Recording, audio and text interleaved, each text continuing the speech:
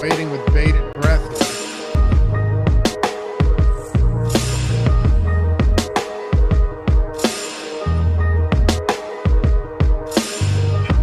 You are now tuned in to the NBA Deeper Dive. He masked his voice. Like Bane. See, like I could tell who that was. The other one that we had been using, I had no idea until he told me who it was. You could tell that was Jordan? Yeah, I mean, I guess maybe because I knew, but Jordan, did you do a voice changer or did you just lower your voice?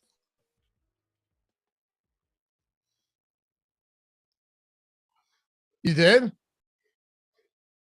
You think you could do that voice right now without a voice changer? Absolutely not. No way. No? No shot. Okay. All right. Good stuff. What's going on, everybody? Welcome to the Deeper Dive presented by yahoo.com. Yahoo Daily Fantasy Sports, I should say. None of that like Yahoo email and stuff. I'm Dave Loughran at Lafay_D on the Twitters, joined by Adam Scherer, Ship My Money DFS, still in New York City doing his thing. We're breaking down a 2-game slate today. Happy to have you guys with us. Hit that thumbs up too, out of the gate. Got to feed the algorithm. Play the games we don't want to. Sometimes that's just the way it works, but I don't know. Pop that up over 200 out of the gate. Why not? I think it's doable. It's a 5:30 show. Usually we pull more viewers for this, even though it's only 2 games. But if you haven't done so yet, hit that thumbs up, subscribe to the channel. And if you want to join it, hit join down below. Get the free super chats each month, custom emojis, the sweet badges, all that good stuff. And we'll always prioritize your questions and comment along with our premium Discord. What'd you do today? Anything exciting that you did today in the Big Apple, the city that never sleeps? no, just hung out. I was gonna go to the 9/11 museum and memorial, and then just decided I didn't feel like it, and it was too cold, and I didn't want to. So, yeah, got some tacos. That was good. Very un-American. Yeah, just hung out. Very un-American. You thought you were going to go, you just didn't feel like it. Yep, exactly. Where is the night? Is it like I know there's ground zero. I haven't been to any of it. I know there's ground zero, but is it like right near ground zero, the museum? Yeah, that's where it is. It is. It's like at ground zero. Yeah. Oh, okay. Now they have the fountain, right? Yeah, that's like the memorial is like 2 reflecting pools, and then the museum's like right there. Okay, got it. All right, maybe you'll go tomorrow. You got anything planned? You do anything special?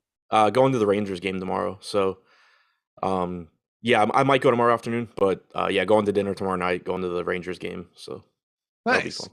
I think it's going to be Josh and me on the Deeper Dive. So yeah, I know Josh is covering for me. I haven't done a show with him in a while. That'll be a lot of fun. We used to do the strategy show all the time. Used to do a lot of NBA Deeper Dive live before locks in the playoffs as well. But okay, cool, good stuff. Glad you guys are hanging out today. We don't have a ton to talk about. I don't say that in the sense that there isn't a lot to break down, just that there aren't a lot of games. We got Lakers, Philly, we got Timberwolves and Warriors. And we'll hit on Hall of Fame in a little bit as well. But I mean, when you get a slate like this, Adam, and you've got Anthony Davis expected to play, LeBron James popped up on the injury report around 2:00 this afternoon. So that's something to monitor.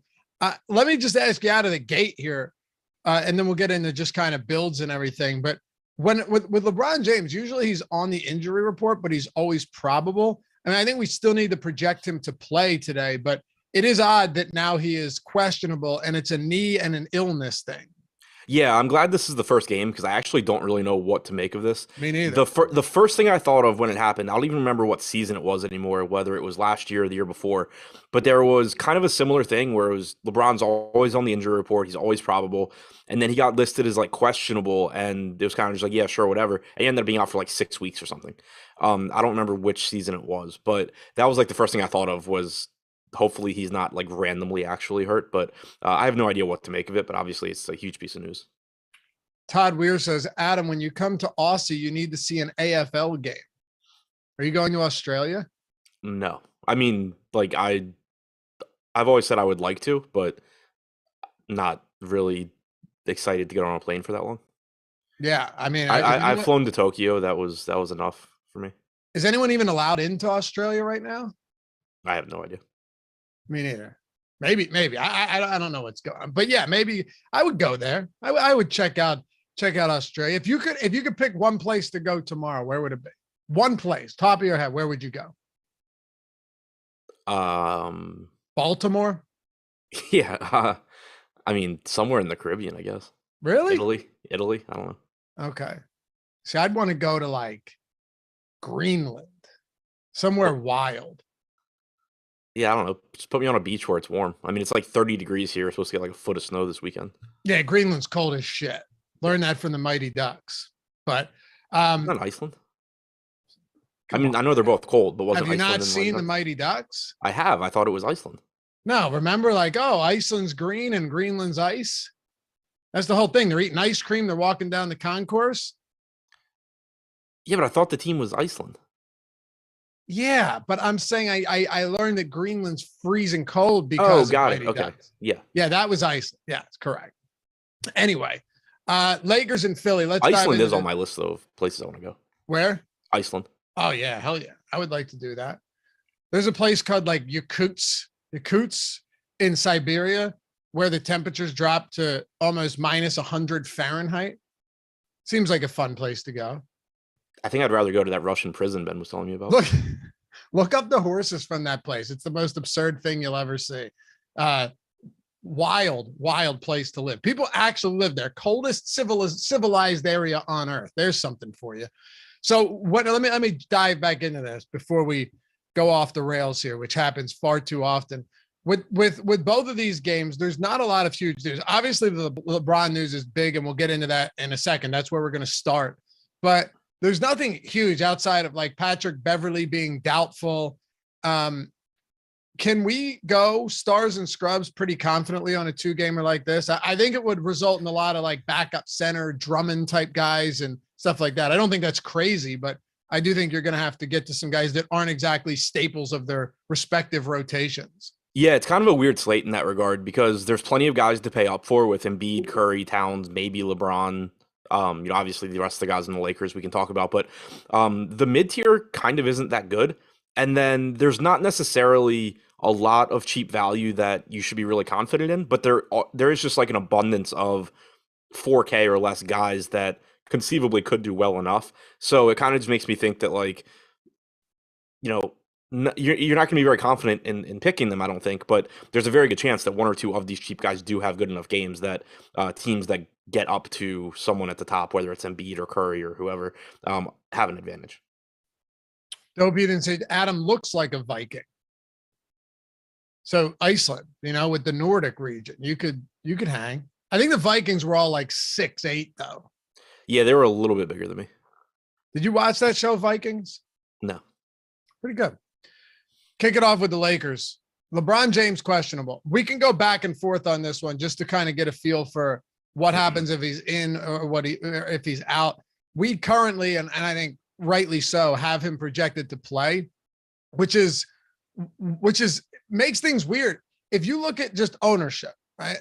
You look at Philly, you look at Minnesota, these teams are pulling a lot of ownership just pretty much everywhere across the board.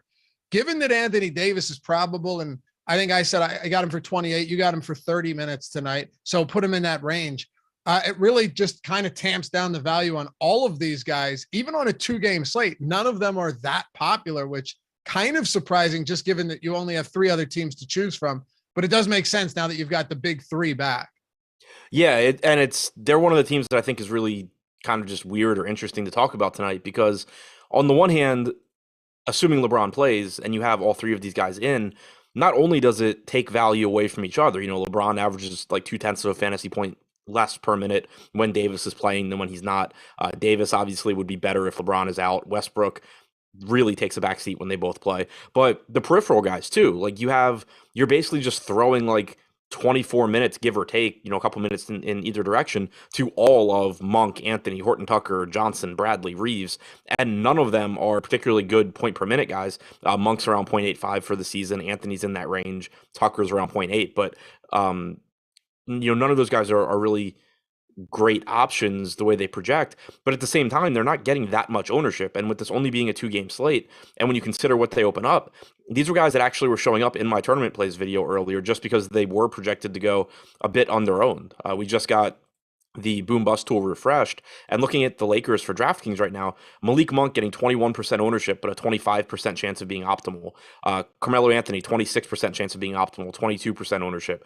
Horton Tucker, about correctly owned, 12% ownership, 12% chance of being optimal.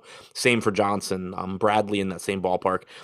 None of these guys are really exciting, but when you consider what else you can get into your lineups, the peripheral guys from the Lakers actually make some sense. Yeah, I think that's a fair point. Let me backtrack a little bit here. With Anthony Davis, and we had a question, or actually a comment, someone saying that he was getting glossed over. There's actually something Adam and I were talking about a lot before the show started. And I'll get to your super chat in a second. I'm real forever. Anthony Davis is not exactly priced down for a site like this. He's only center eligible, which makes things a little bit difficult. But if he does get 30 minutes, does that make him semi-viable on a slate where there's just no ownership going to him? And I think I mentioned this to you earlier. I did. The Embiid, and Greg and I actually talked about this today too. Embiid operating with such insane usage on the other side.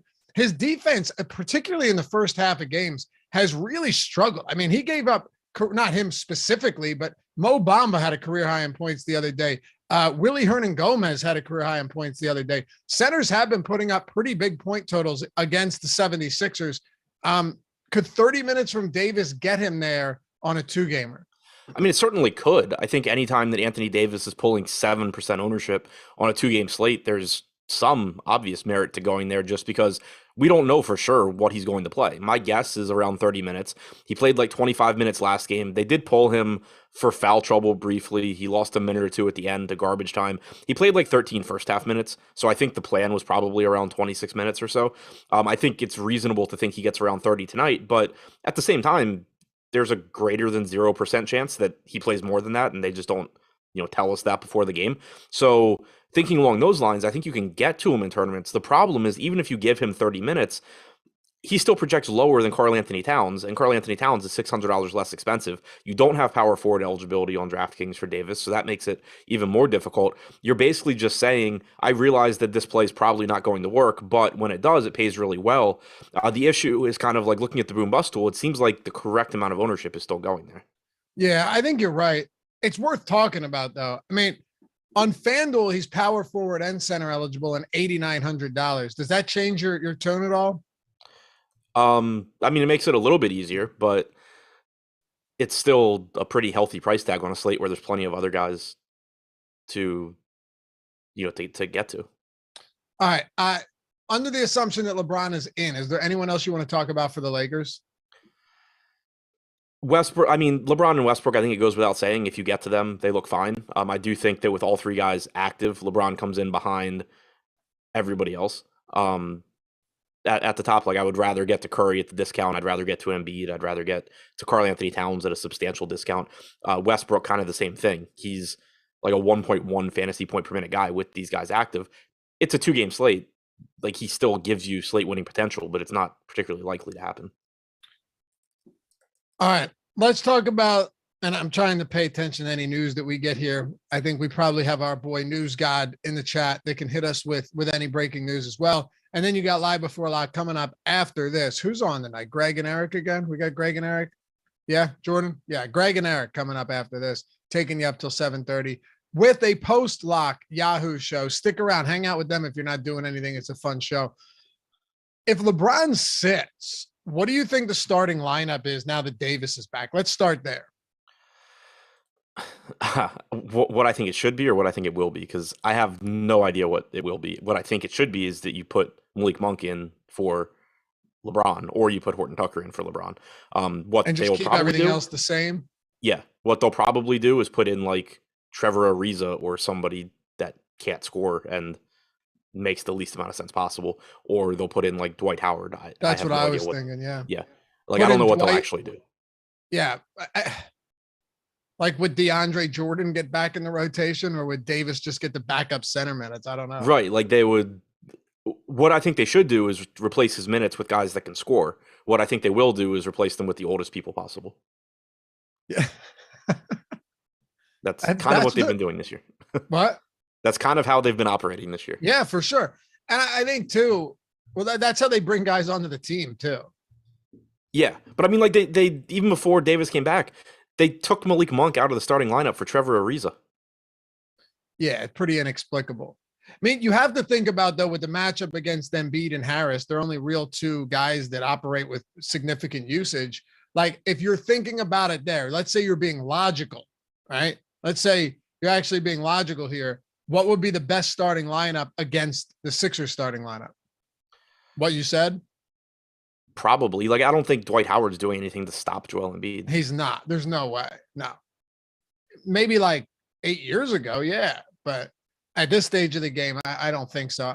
If LeBron is out, though, we'll see what we don't really even need to speculate all that much. We should have a starting lineup, and we should know what LeBron's status is sooner than later. I think he plays, but if he doesn't, and let's say Davis really does only play 28, 30 minutes, which seems to be the appropriate range to project him for right now.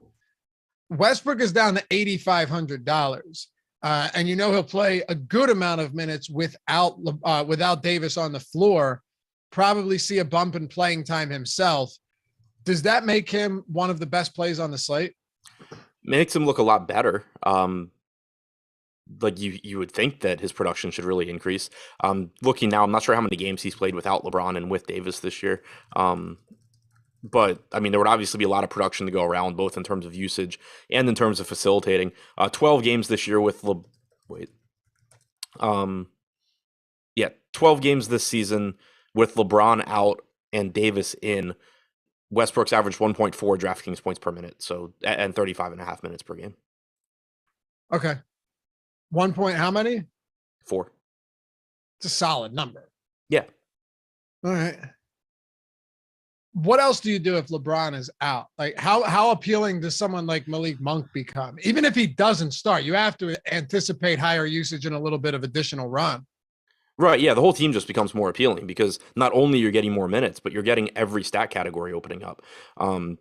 So, like, without LeBron on the floor this year, Malik Monk has a 22% usage rate. He's averaged 1.14 DraftKings points per minute. That's in the last month. This season, without LeBron on the floor, Monk has an 18.5% usage rate, 0.85 DraftKings points per minute. But the opportunity certainly, like, he's going to get more chances to get hot, basically.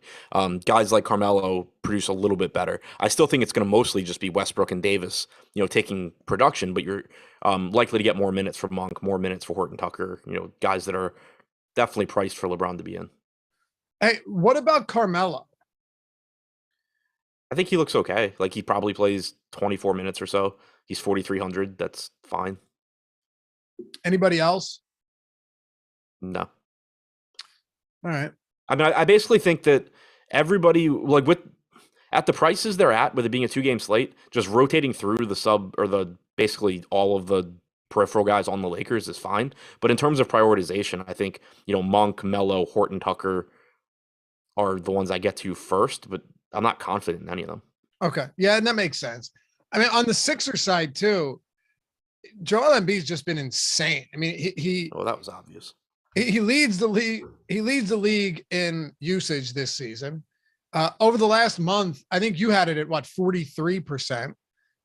But one thing that kind of goes overlooked at times, he's got an 18.5% rebound rate, which is par for the course. He's assisting at almost a 25% clip.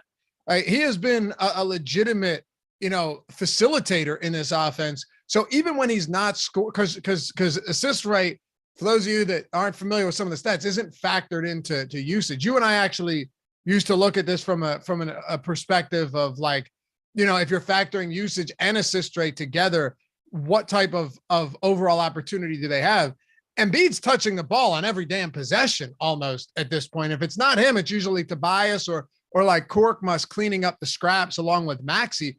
It really is outrageous. 1.62 DraftKings points per minute this season. And the part that's craziest is he's 58th in the league in minutes per game. Yeah, and one of the things that actually stands out the most to me, and you were just touching on it, when you look over the last month at what Embiid's been doing, typically one trend you'll see, if somebody over, like a 10-game sample or whatever, has a massive usage rate, normally you'll see their assist percentage drop and vice versa. Assist percentage goes up, usage goes down. Embiid's assist percentage is also up over the same stretch compared to the season average. Yeah. So he's just even more involved. And what I was kind of laughing at while you were talking is Tobias Harris is now questionable.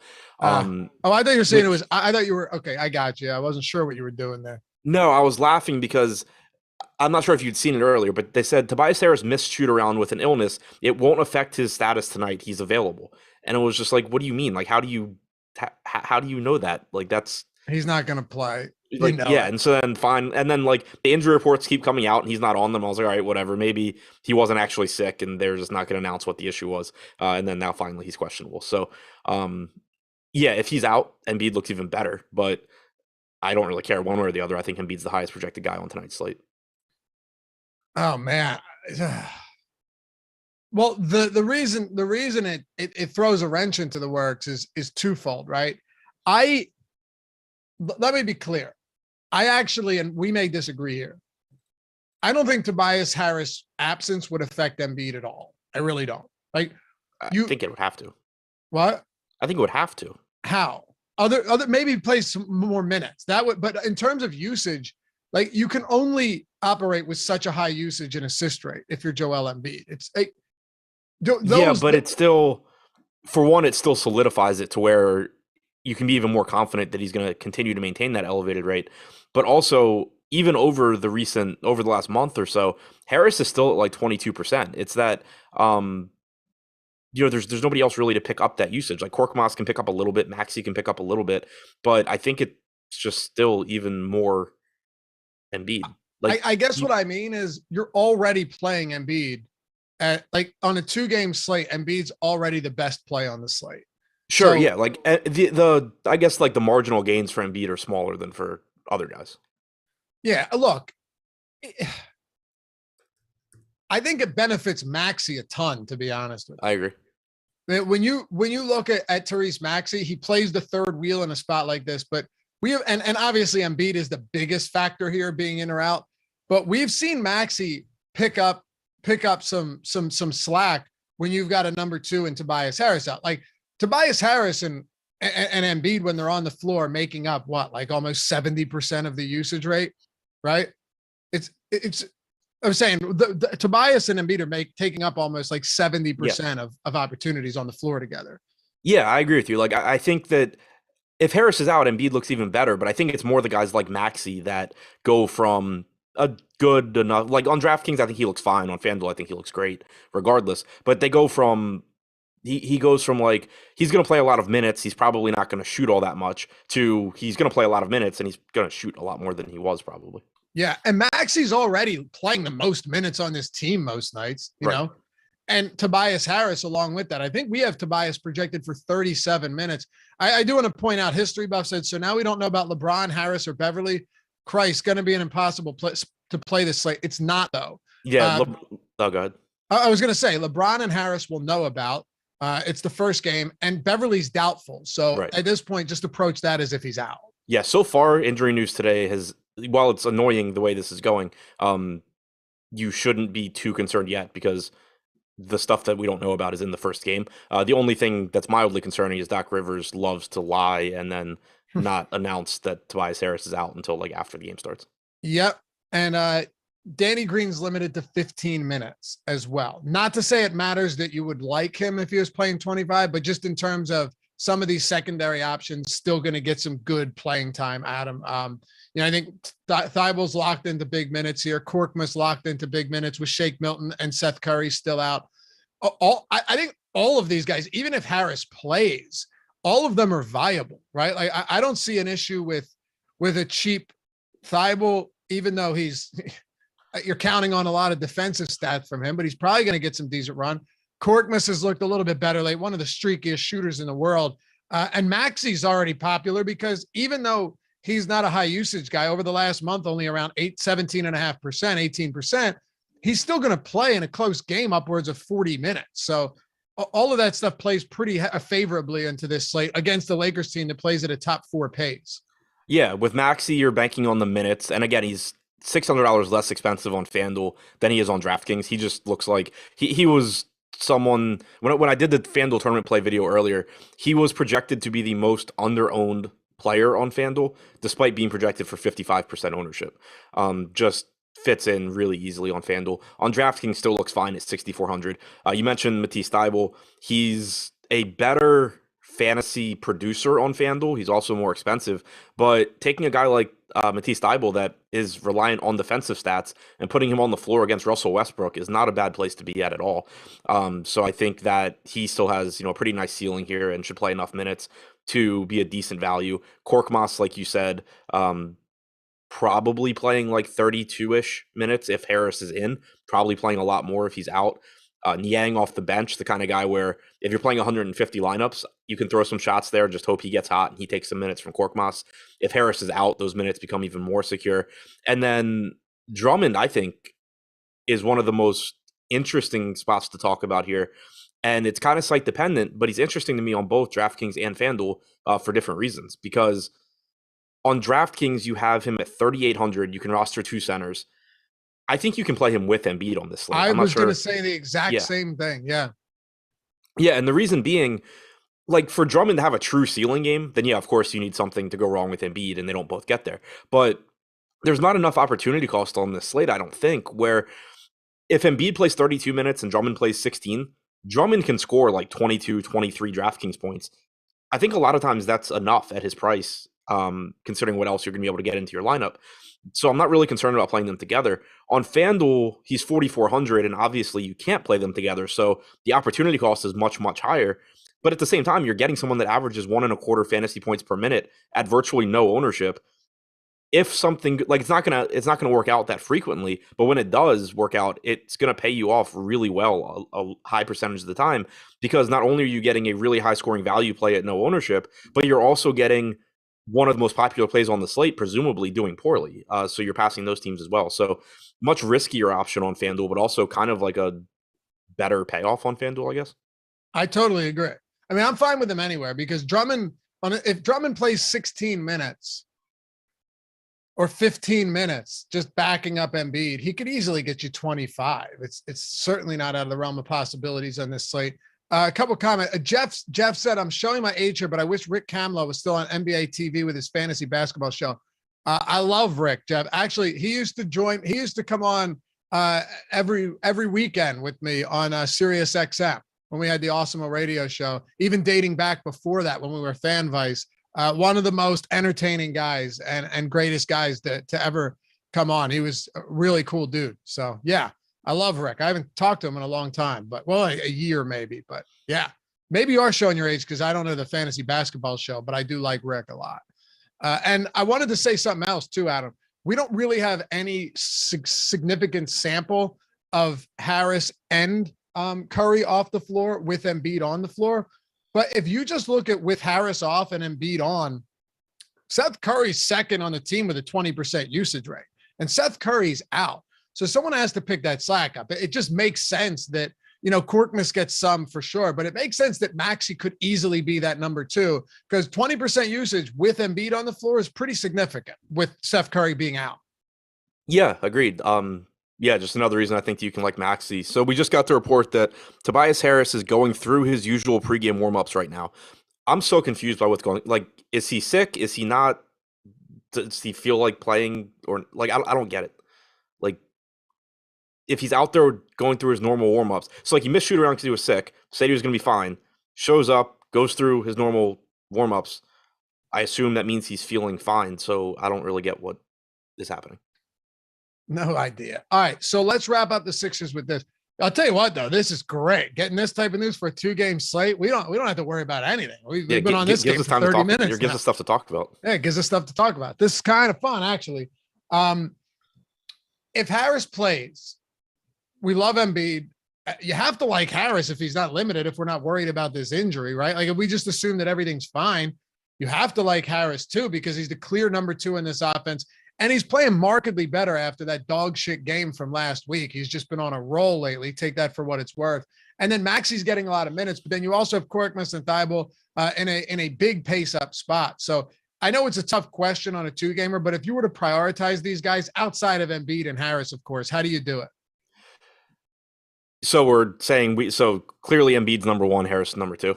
Well, unless you disagree, that's how I have it. No, I mean, no, I agree. Okay. It's still basically if Harris is in, Maxey's the next guy, I think, based on how many minutes he's playing, especially on FanDuel.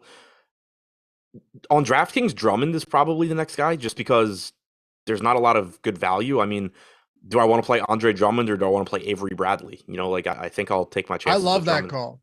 So low ownership too. Very low. On DraftKings. I'm saying on DraftKings. Oh, my fault. Yes. Around 16% on DraftKings right now. Yeah. On FanDuel, I like to play it, but it's just like a totally different kind of LeBron's out. Ooh, Great. Okay. Here we go. LeBron's out, baby. That's coming straight from I can't wait to see what the starting lineup is. That's coming straight from Shams. Sharania. So, okay. Shit. All right. Day to day. Good thing we broke everything down with him being out, huh? Yeah. Wow.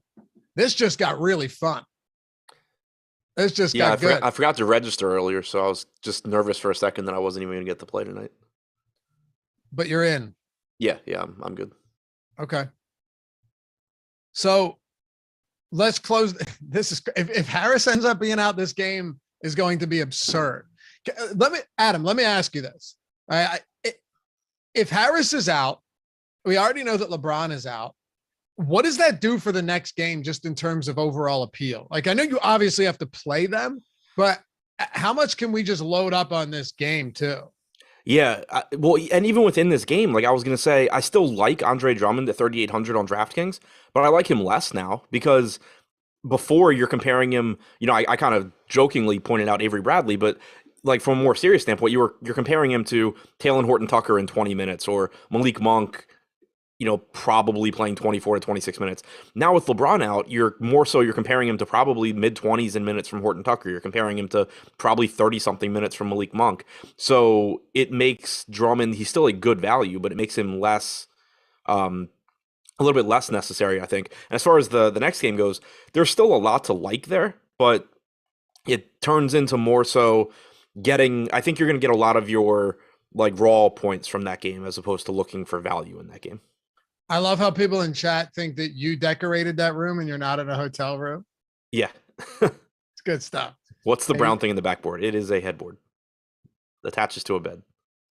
They were asking what it was? Yeah. Yeah, people thought it was a giant chocolate bar the other day. Yeah. Oh man. And then that room came with an assortment of sex toys as well. Yeah, it did. Have you used any yet? Only the one that you recommended on Twitter. So you haven't had anyone over? No. All right. Anything else from Lakers, Philly, or I think we covered it pretty comprehensively here. Yeah, no, I think we're good. All right. Hey, hit that thumbs up too. 254. We got 2,000 people watching, doing big things around here on the Deeper Dive. Happy to have you guys with us as always. Let's at least 300. We got 45 to 300. I think we could probably get that in under 15 seconds. We'll see. If you didn't do it, it's okay. Atone for your sins. And if you're on the chat, you can click out of that. No, listen, I don't like to ask for this. It's just the way it is. It helps us keep the lights on around here. And if I don't, Jordan will chew me out for it. All right. That's not true. But he is serious about his job over there. Jordan Klein, everybody. Hey, Yahoo Daily Fantasy Sports, before we get to this second game, check them out if you haven't done so yet. Jordan, you want to throw that link into the chat as well? Thanks. And in the description, if you want to just jump into the description. You sign up at Yahoo, you get a free month of Awesemo plus Platinum. It's that easy. There's zero strings attached, okay? $90 value, all of our tools. Ownership, player projections, top stack tool, boom bust tool, lineup builder. If you want to get the Fantasy Cruncher add-on as well, you can do that. All of our tools built by Alex Baker, Awesemo himself. And we have an insane team of guys working on them daily, all of whom are elite DFS players. You have the Discord channel with the office hours as well, where you got guys like the Colts, Steve Buzzard, and all of the pros answering your questions and helping you better your game. Great community too. But just all in all, every single sport, if they have contests for it, we have content across the DFS world. We have all of those tools for Yahoo as well. And all you got to do is sign up. If you, seriously, it would be dumb not to, because it's just free money. They give you $10 in free credit. The payout structure on Yahoo is better than you're going to find anywhere else. And yeah, I mean, you're getting a free month of Awesemo for people that have wanted to try it, maybe not in a position to do so financially. Maybe you're playing small stakes right now.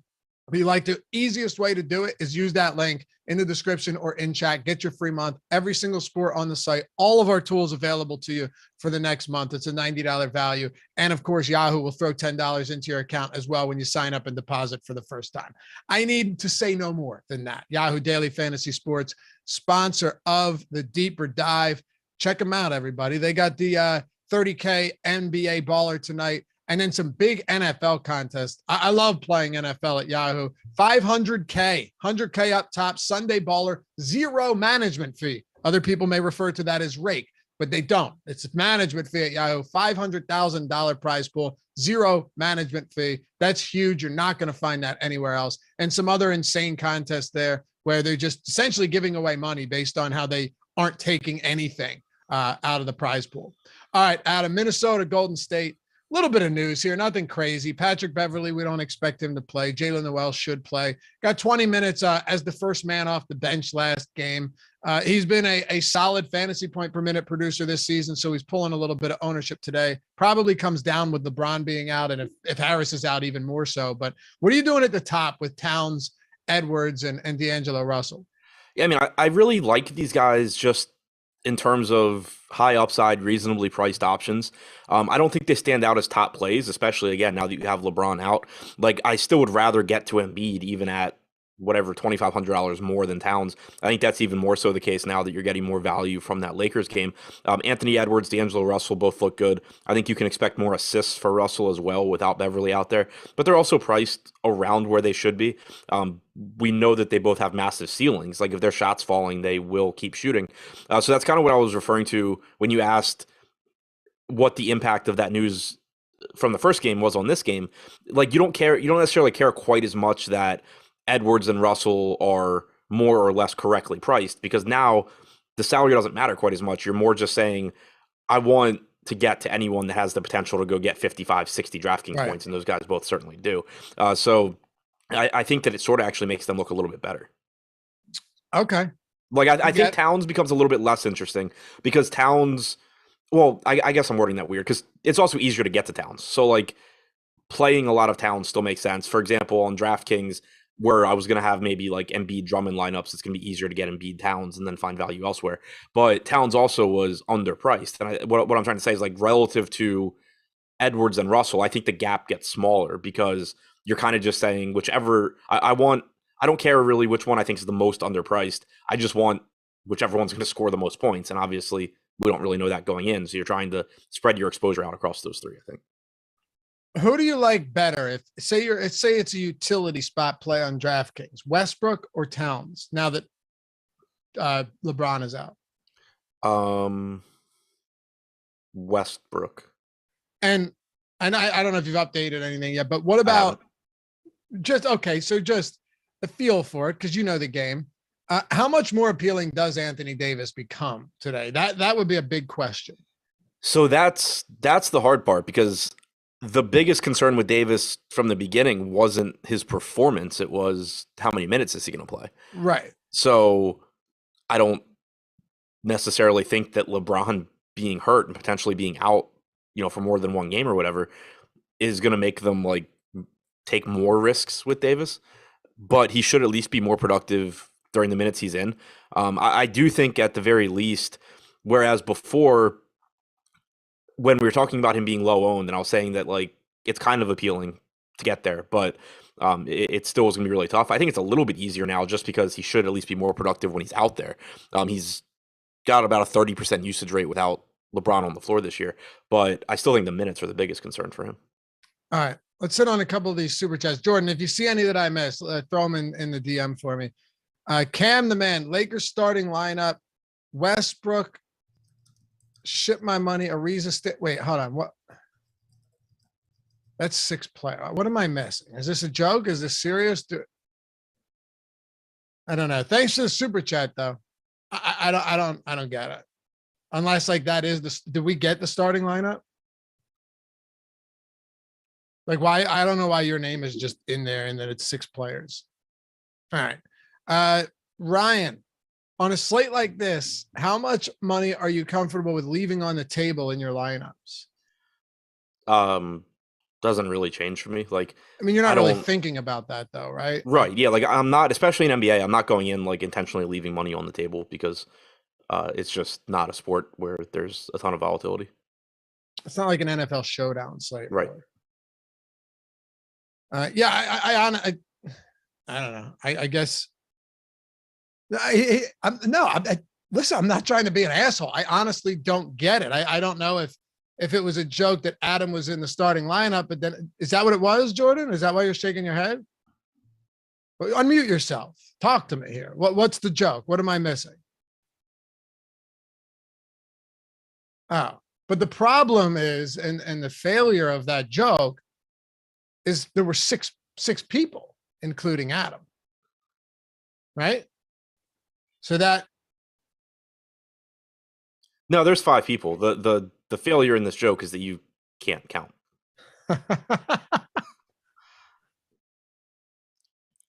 Oh, yeah. You know what, though? No, the failure is this guy spelling out Stanley Johnson's entire name. That's the problem. Okay. That's the problem. You're right. I fucked up too, but just put Johnson or S Johnson, make it easier for me to read here. I'm doing things on the fly. All right. You're right. I'm done. Anyway. Yeah. Now he did get his money's worth. Where else are we at? Oh, Minnesota, talking about some of these secondary options. And thanks for the super chat, man. So yes, Adam, the joke is that you are in the starting lineup. Might not be worse than Ariza at this point. No, he had Ariza in there, didn't he? Yeah. Yeah. I caught that part. Secondary options for Minnesota. Our last ownership update was like right before the LeBron news, unfortunately. So we'll wait to get a new one of those. But Jaden McDaniels, Jalen Noel, Jared Vanderbilt, he's not like super value, but he's in that lower, upper value range, lower mid range. How do you look at these guys tonight? They're kind of just there. Like Jared Vanderbilt did play 35 minutes last game, which if he keeps doing that will be really good. We know this guy rebounds at a really high level. I still have a hard time expecting more than like 30 to 32, but it's on the table. So don't mind getting a little bit in tournaments. Jaden McDaniels, I think, looks worse now with the Lakers news. He's not a good point per minute guy anyway. And the argument basically would have been that he's likely to start again with Beverly, unlikely to play. And that maybe you get, 28 minutes at 3,400. But I think you're just going to be able to find better options now from the Lakers. So kind of just pushes him down into like tournament only territory, which is also, I think, now where guys like Malik Beasley and Naz Reid and Taurean Prince are. And I guess I should say like tournament flyer territory, like just not expecting to get a lot of these guys. You can use Reed in large field tournaments and just hope that Towns gets in foul trouble or something. I wouldn't play them together, but I just think that all of these guys that were somewhat interesting earlier in the day are a lot less interesting now because of the Lakers news. Okay. I think the same. Unless it's just making it easier to play more expensive guys, like try and fit Westbrook in with a 3 high-priced player lineup, and then that results in more discounted guys, and it ends up being 1 or 2 from Minnesota. But you're still getting the discounted guys from the Lakers, and we're waiting on Tobias Harris. So flip it to the other side with Golden State. And player projections are free today over at Awesemo.com. You don't need to have an account or anything like that. NHL player projections and NBA player projections. And if you do want to sign up, go to awesemo.com/join. I mentioned all the tools before, but if you want to do a week, a month, a year, one sport, every sport, all of the tools, fantasy cruncher add-on, whatever it is, we got something for everyone. Whether you're a beginning player, whether you low stakes, high stakes, doesn't matter. Want to make a real investment out of it with a year, go with the all access Awesemo Plus Platinum monthly, doesn't matter. Awesemo.com/join. If you have any questions too, my DMs on Twitter are open. Feel free to hit me up. Okay, Adam, talk to me about Golden State here. Any interest in Steph Curry on a 2-gamer? Oh, of course. Absolutely. A lot. Let me rephrase it. How much Steph Curry is too much Steph Curry? Because he's already pulling like 39%. It's not like he's going overlooked. I guess I should say, is this a guy that you want to get over the field on since he's already pretty popular? Yeah, I mean, I still think he's a really good play, even at that ownership. It probably changes a bit because Westbrook's going to get more ownership than whatever he was projected for. But I mean, Curry, other than Embiid, is likely to be the highest scoring guy on the slate. So 10,300, very reasonable price tag. He's likely to give you 35, 36 minutes, assuming this game's competitive. So still one of the easier slates, I think, to get to Curry that we've had in a while. He's been on a lot of slates where it's just like, oh, you're never wrong for playing Curry, but here's 5 guys that look better. That doesn't really exist today. So certainly happy to get to him. Okay. What about the rest of Golden State, where you've got, and actually, how much do you think Curry's ownership drops now that Russell Westbrook is going to become a pretty popular play with LeBron? I think it drops. I don't know by how much. To answer a question in chat, somebody said, why is Dwight now a high boom projection? I would assume that means that for now, whoever did when we refreshed it, we assumed Howard was going to start. Right. If Howard doesn't start, then it should go down. Yeah, obviously we'll change. We got to make assumptions right now. That's just the way it goes. Andrew Wiggins, what about him at his price point? He was actually very strong last game, even with Klay Thompson and Steph Curry in the rotation. Once in a while, you get a decent game. I say he was very strong only because he did not play in that monster blowout, but fantasy point per minute. If you get that from Andrew Wiggins at his price point in a close game, you're in good shape. It's just, you never know what you're going to get from this damn guy. He's like the bane of my existence when it comes to DFS. Yeah, and you've seen Klay Thompson take a chunk out of his usage this year as well. In the games that Wiggins has played with Thompson, he has a 19.9% usage rate. He's averaged 0.76 DraftKings points per minute. I think the overarching theme for me with Golden State outside of Curry is going to be, where does the ownership on them end up? Because I do think that the $5,700 price tag on Wiggins, assuming he's going to play 34 minutes or so, he absolutely can put up a big game there. Thompson being back, certainly doesn't make it more likely, but the potential's still there. Thompson played about 25 minutes last game. He's 5,300. He can certainly go nuts in 26 minutes here. Porter looks okay. Kevon Looney looks okay, but it's kind of just none of these guys stand out relative to alternatives on the slate. So it's kind of, if I can get Wiggins at low ownership, cool, I want to be there. If I can get Thompson at relatively low ownership, same thing. But if you told me that Wiggins is like 35, 40% owned, I'm fine just kind of ignoring that. Zach McMurray had a question and a super chat. Thanks, Zach. Any new groups for the Lakers with LeBron out? Sorry for going back. Appreciate the analysis, fellas. I'll ask you that, Adam. And also, how do you approach groups on a 2-game slate where you kind of can't be as stringent at times when it comes to value options and kind of cannibalizing starters and mutually exclusive starters and backups like we talked about with Embiid and Drummond? Yeah, so that one, I'll answer that one first. I think there's definitely nuance there where like I've talked about it before. I think that when I'm thinking through groups, typically I'm trying to think of like who can be in the closing lineup together. And so that's why like the most obvious group is, not playing two centers typically. But when the slate gets smaller, you want to be more flexible with those sorts of rules. And that's why, like, for example, we had both said that we thought Embiid plus Drummond was fine. The reason they're never going to close together, but or Drummond was so cheap that he could get there just with his normal projection. And so that's something that you want to keep in mind on these smaller slates too, where the opportunity cost is less.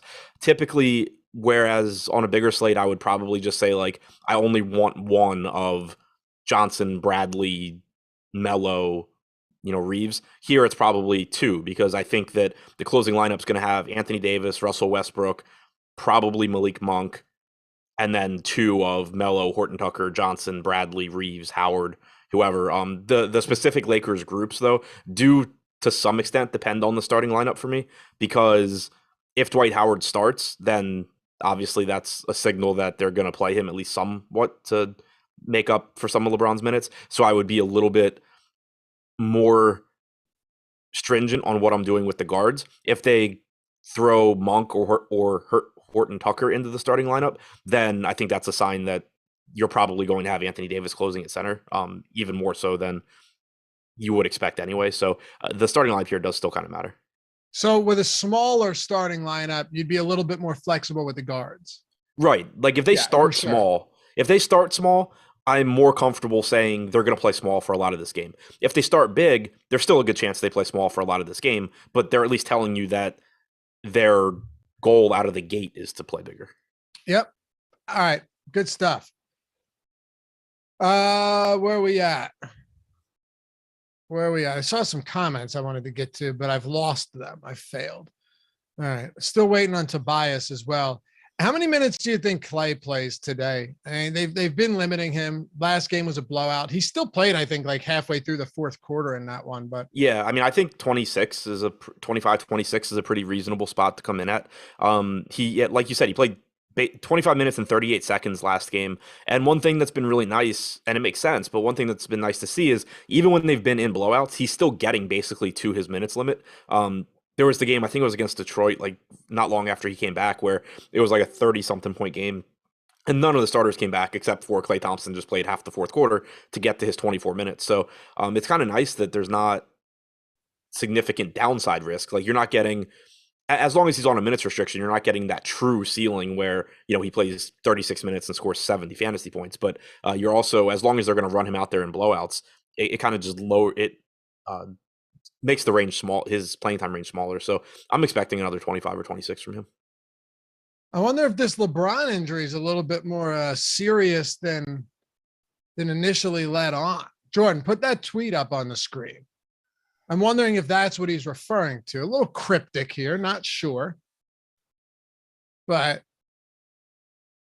it would assume that he's angry or upset or frustrated. You see that tweet, Adam?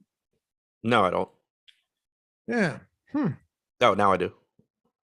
Someone said, I think it's LeBron just tweeted, it's him mad because he can't play tonight. Maybe. Yeah, I mean, it could be. I told you from the beginning that the first thing I thought of when he was listed as questionable was that this like exact same thing happened last year or the year before, where he just like out of the blue had a minor injury and then he was day to day and then he just suddenly didn't play for a month and a half. Yeah. I don't know. It could just be that he's frustrated about tonight. I don't know. He could be frustrated that he plays with Russell Westbrook. I don't know. I mean, it's a knee though, so you never know. Yeah. I'm not getting conspiratorial here. I just found it interesting. Like it's a weird thing to think you miss one game and be that, yeah, frustrated. To me that reads like something beyond. That's what I thought. Not playing tonight. Seems like it. I don't know. We'll see. LeBron, well, apoplectic over there on the Twitters. Close out the Warriors, Adam, and then we'll do Hall of Fame for all of our winners. Induct them. Everybody are talking like they know exactly what happened. Did you speak to him? And what? Oh no, it's just this. He just texted we can half speculate too. What? Yeah, he sent out a cryptic tweet and then immediately just texted half of YouTube chat and was like, "Guys, chill. I'm just mad about tonight. Don't worry about it." Yeah, right. Okay. All right.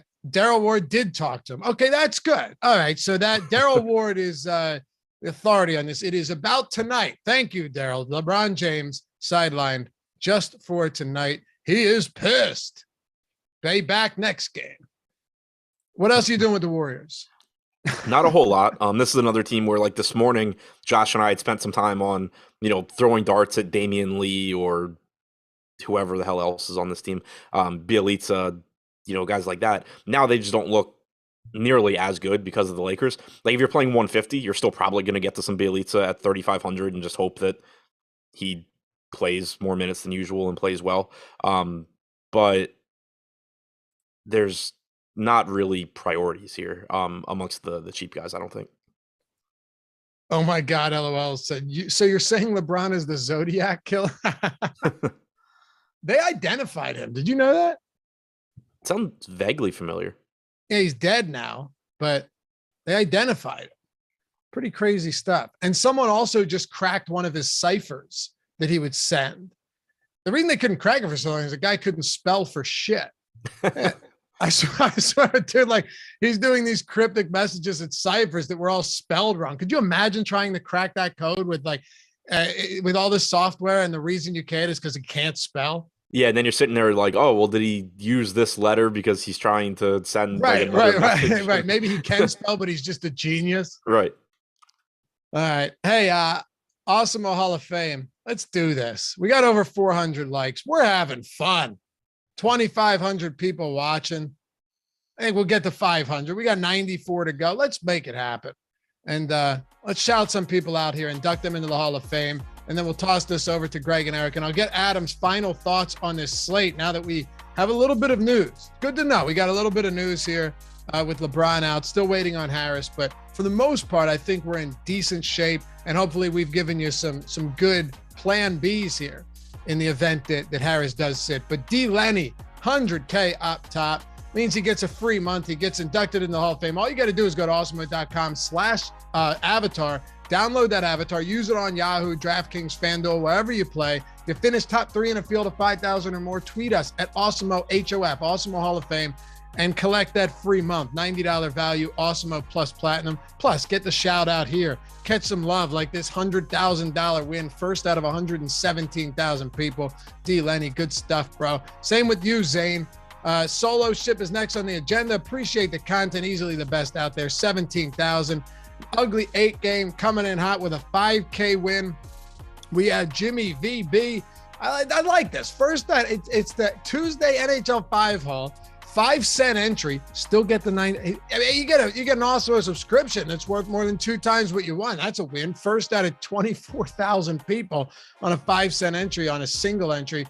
And then Melissa taking down NHL first place, $300. Congrats to all you. Welcome to the Hall of Fame. If you've been here already, welcome back. We love to see it. Adam, let's wrap up our final thoughts and flip this over to Live Before Lock. Any additional thoughts just on what we know right now? Any value, top tier plays, any pairings you're looking to avoid, this or that, to close us out? I mean, I think the big thing is just keeping an eye out for the Lakers and the Sixers lineups. I think what you're looking for is obviously who's starting in place of LeBron, but also that it probably suggests sort of how they're going to run the rotation. If they start Howard, there's the potential that if Howard plays well, that you kind of get a squeeze on minutes for the wings. If they start Horton Tucker or Monk or Ariza or some 40-year-old guy that they sign off the street, then it is at least signaling that, like, Howard might still get minutes like as the backup, but it's signaling that they're willing to play small, or more willing to play small. And then on the other side, if Harris is in, obviously we've already talked about everything. If he's out, it just makes guys like Maxey look better, Niang looks better, Korkmas's minutes are more secure. It just kind of makes the entire team look better. All right. Fun slate. I don't mind these nights where we actually are going to get some news before lock. It makes it a whole lot more palatable, This is fun. Enjoy the rest of your time in New York, Adam. Yeah, I will. And hopefully Jordan, don't get snowed in. Give the people what they want. Give them a wave. Jordan is shirtless right now with his hair in a mohawk, but do it anyway. Jordan Klein, everybody, producing today's show. We had a story about Jordan, but we can't share it on air. about Schmort and Schmine. Yeah. I would never. We'll catch you back here next time tomorrow, closing out the work week with the deeper dive. There he is. We're a little bit on a delay here, so I'm just watching back on YouTube. Greg Ehrenberg, Eric Lindquist coming up next. Check out the after show, 30 minutes. Hang with them if you're not doing anything as well. Jordan, appreciate you as always, brother. Adam is at Ship My Money DFS on Twitter. I'm at Laffy_D. You guys are the best. We'll catch you back here tomorrow. Peace. You didn't actually think I was going to do it, did you, Jordan?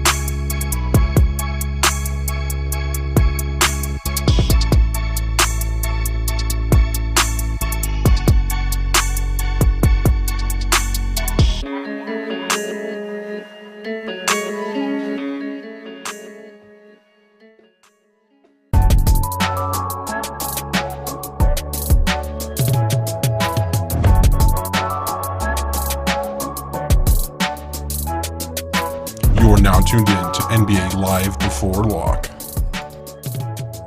My God. Are you hard? I'm hard now. What? Welcome to NBA Live Before Lock, presented by Yahoo.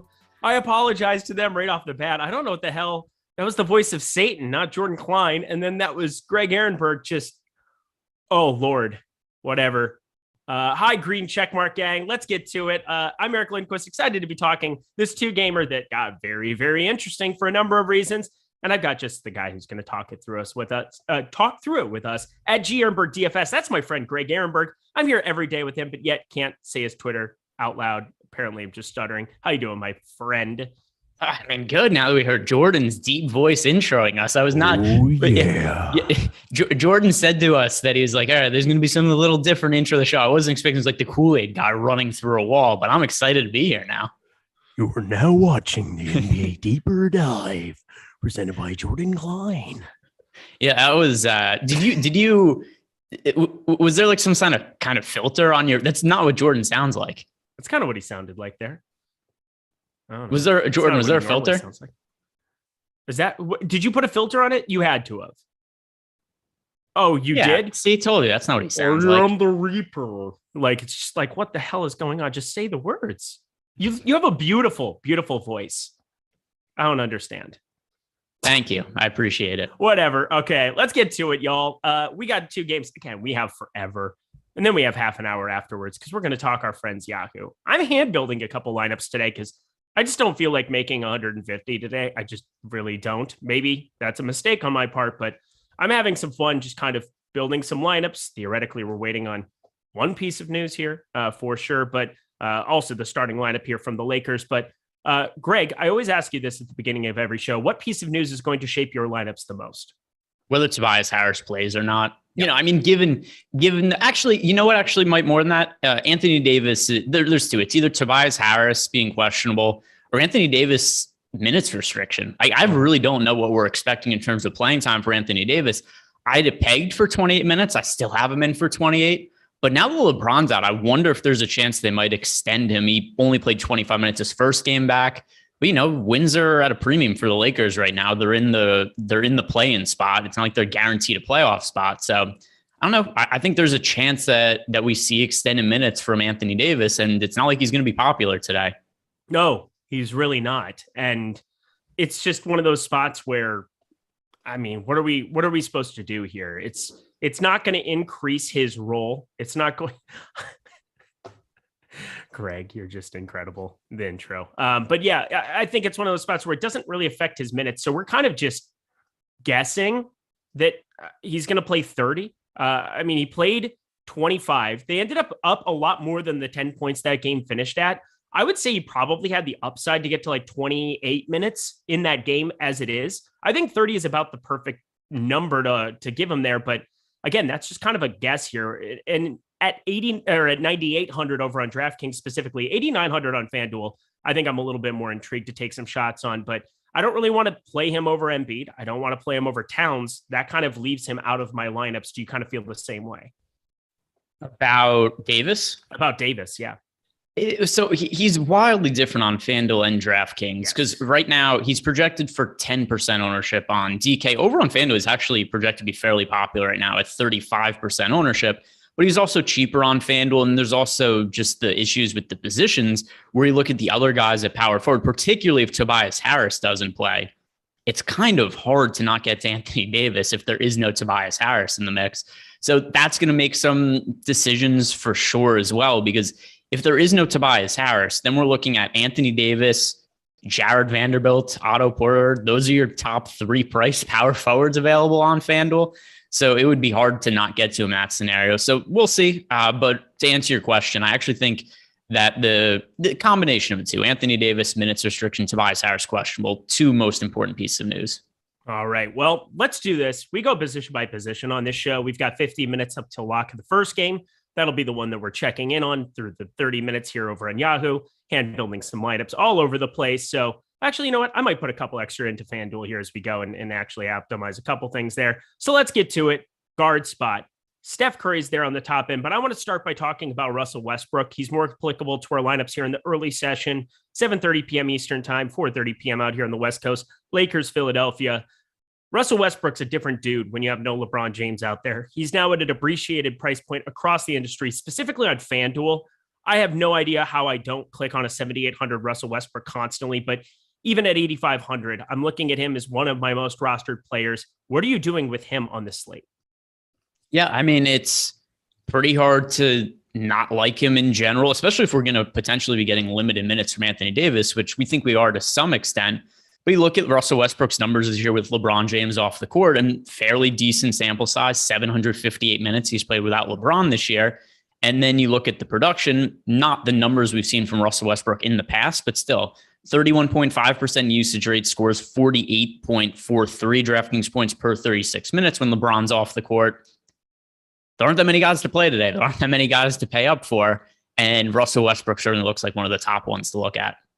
So then how does that affect your Steph Curry? Because, I mean, we got to talk about it pretty much as all of the studs put together here. Joel Embiid, Steph Curry, Anthony Davis, Karl Anthony Towns, Russell Westbrook. And then Anthony Edwards is over 8K. I suppose he can probably go in that grouping on DraftKings specifically. But out of these high-priced guys, who are you prioritizing the most here? And is Steph Curry part of that at guard?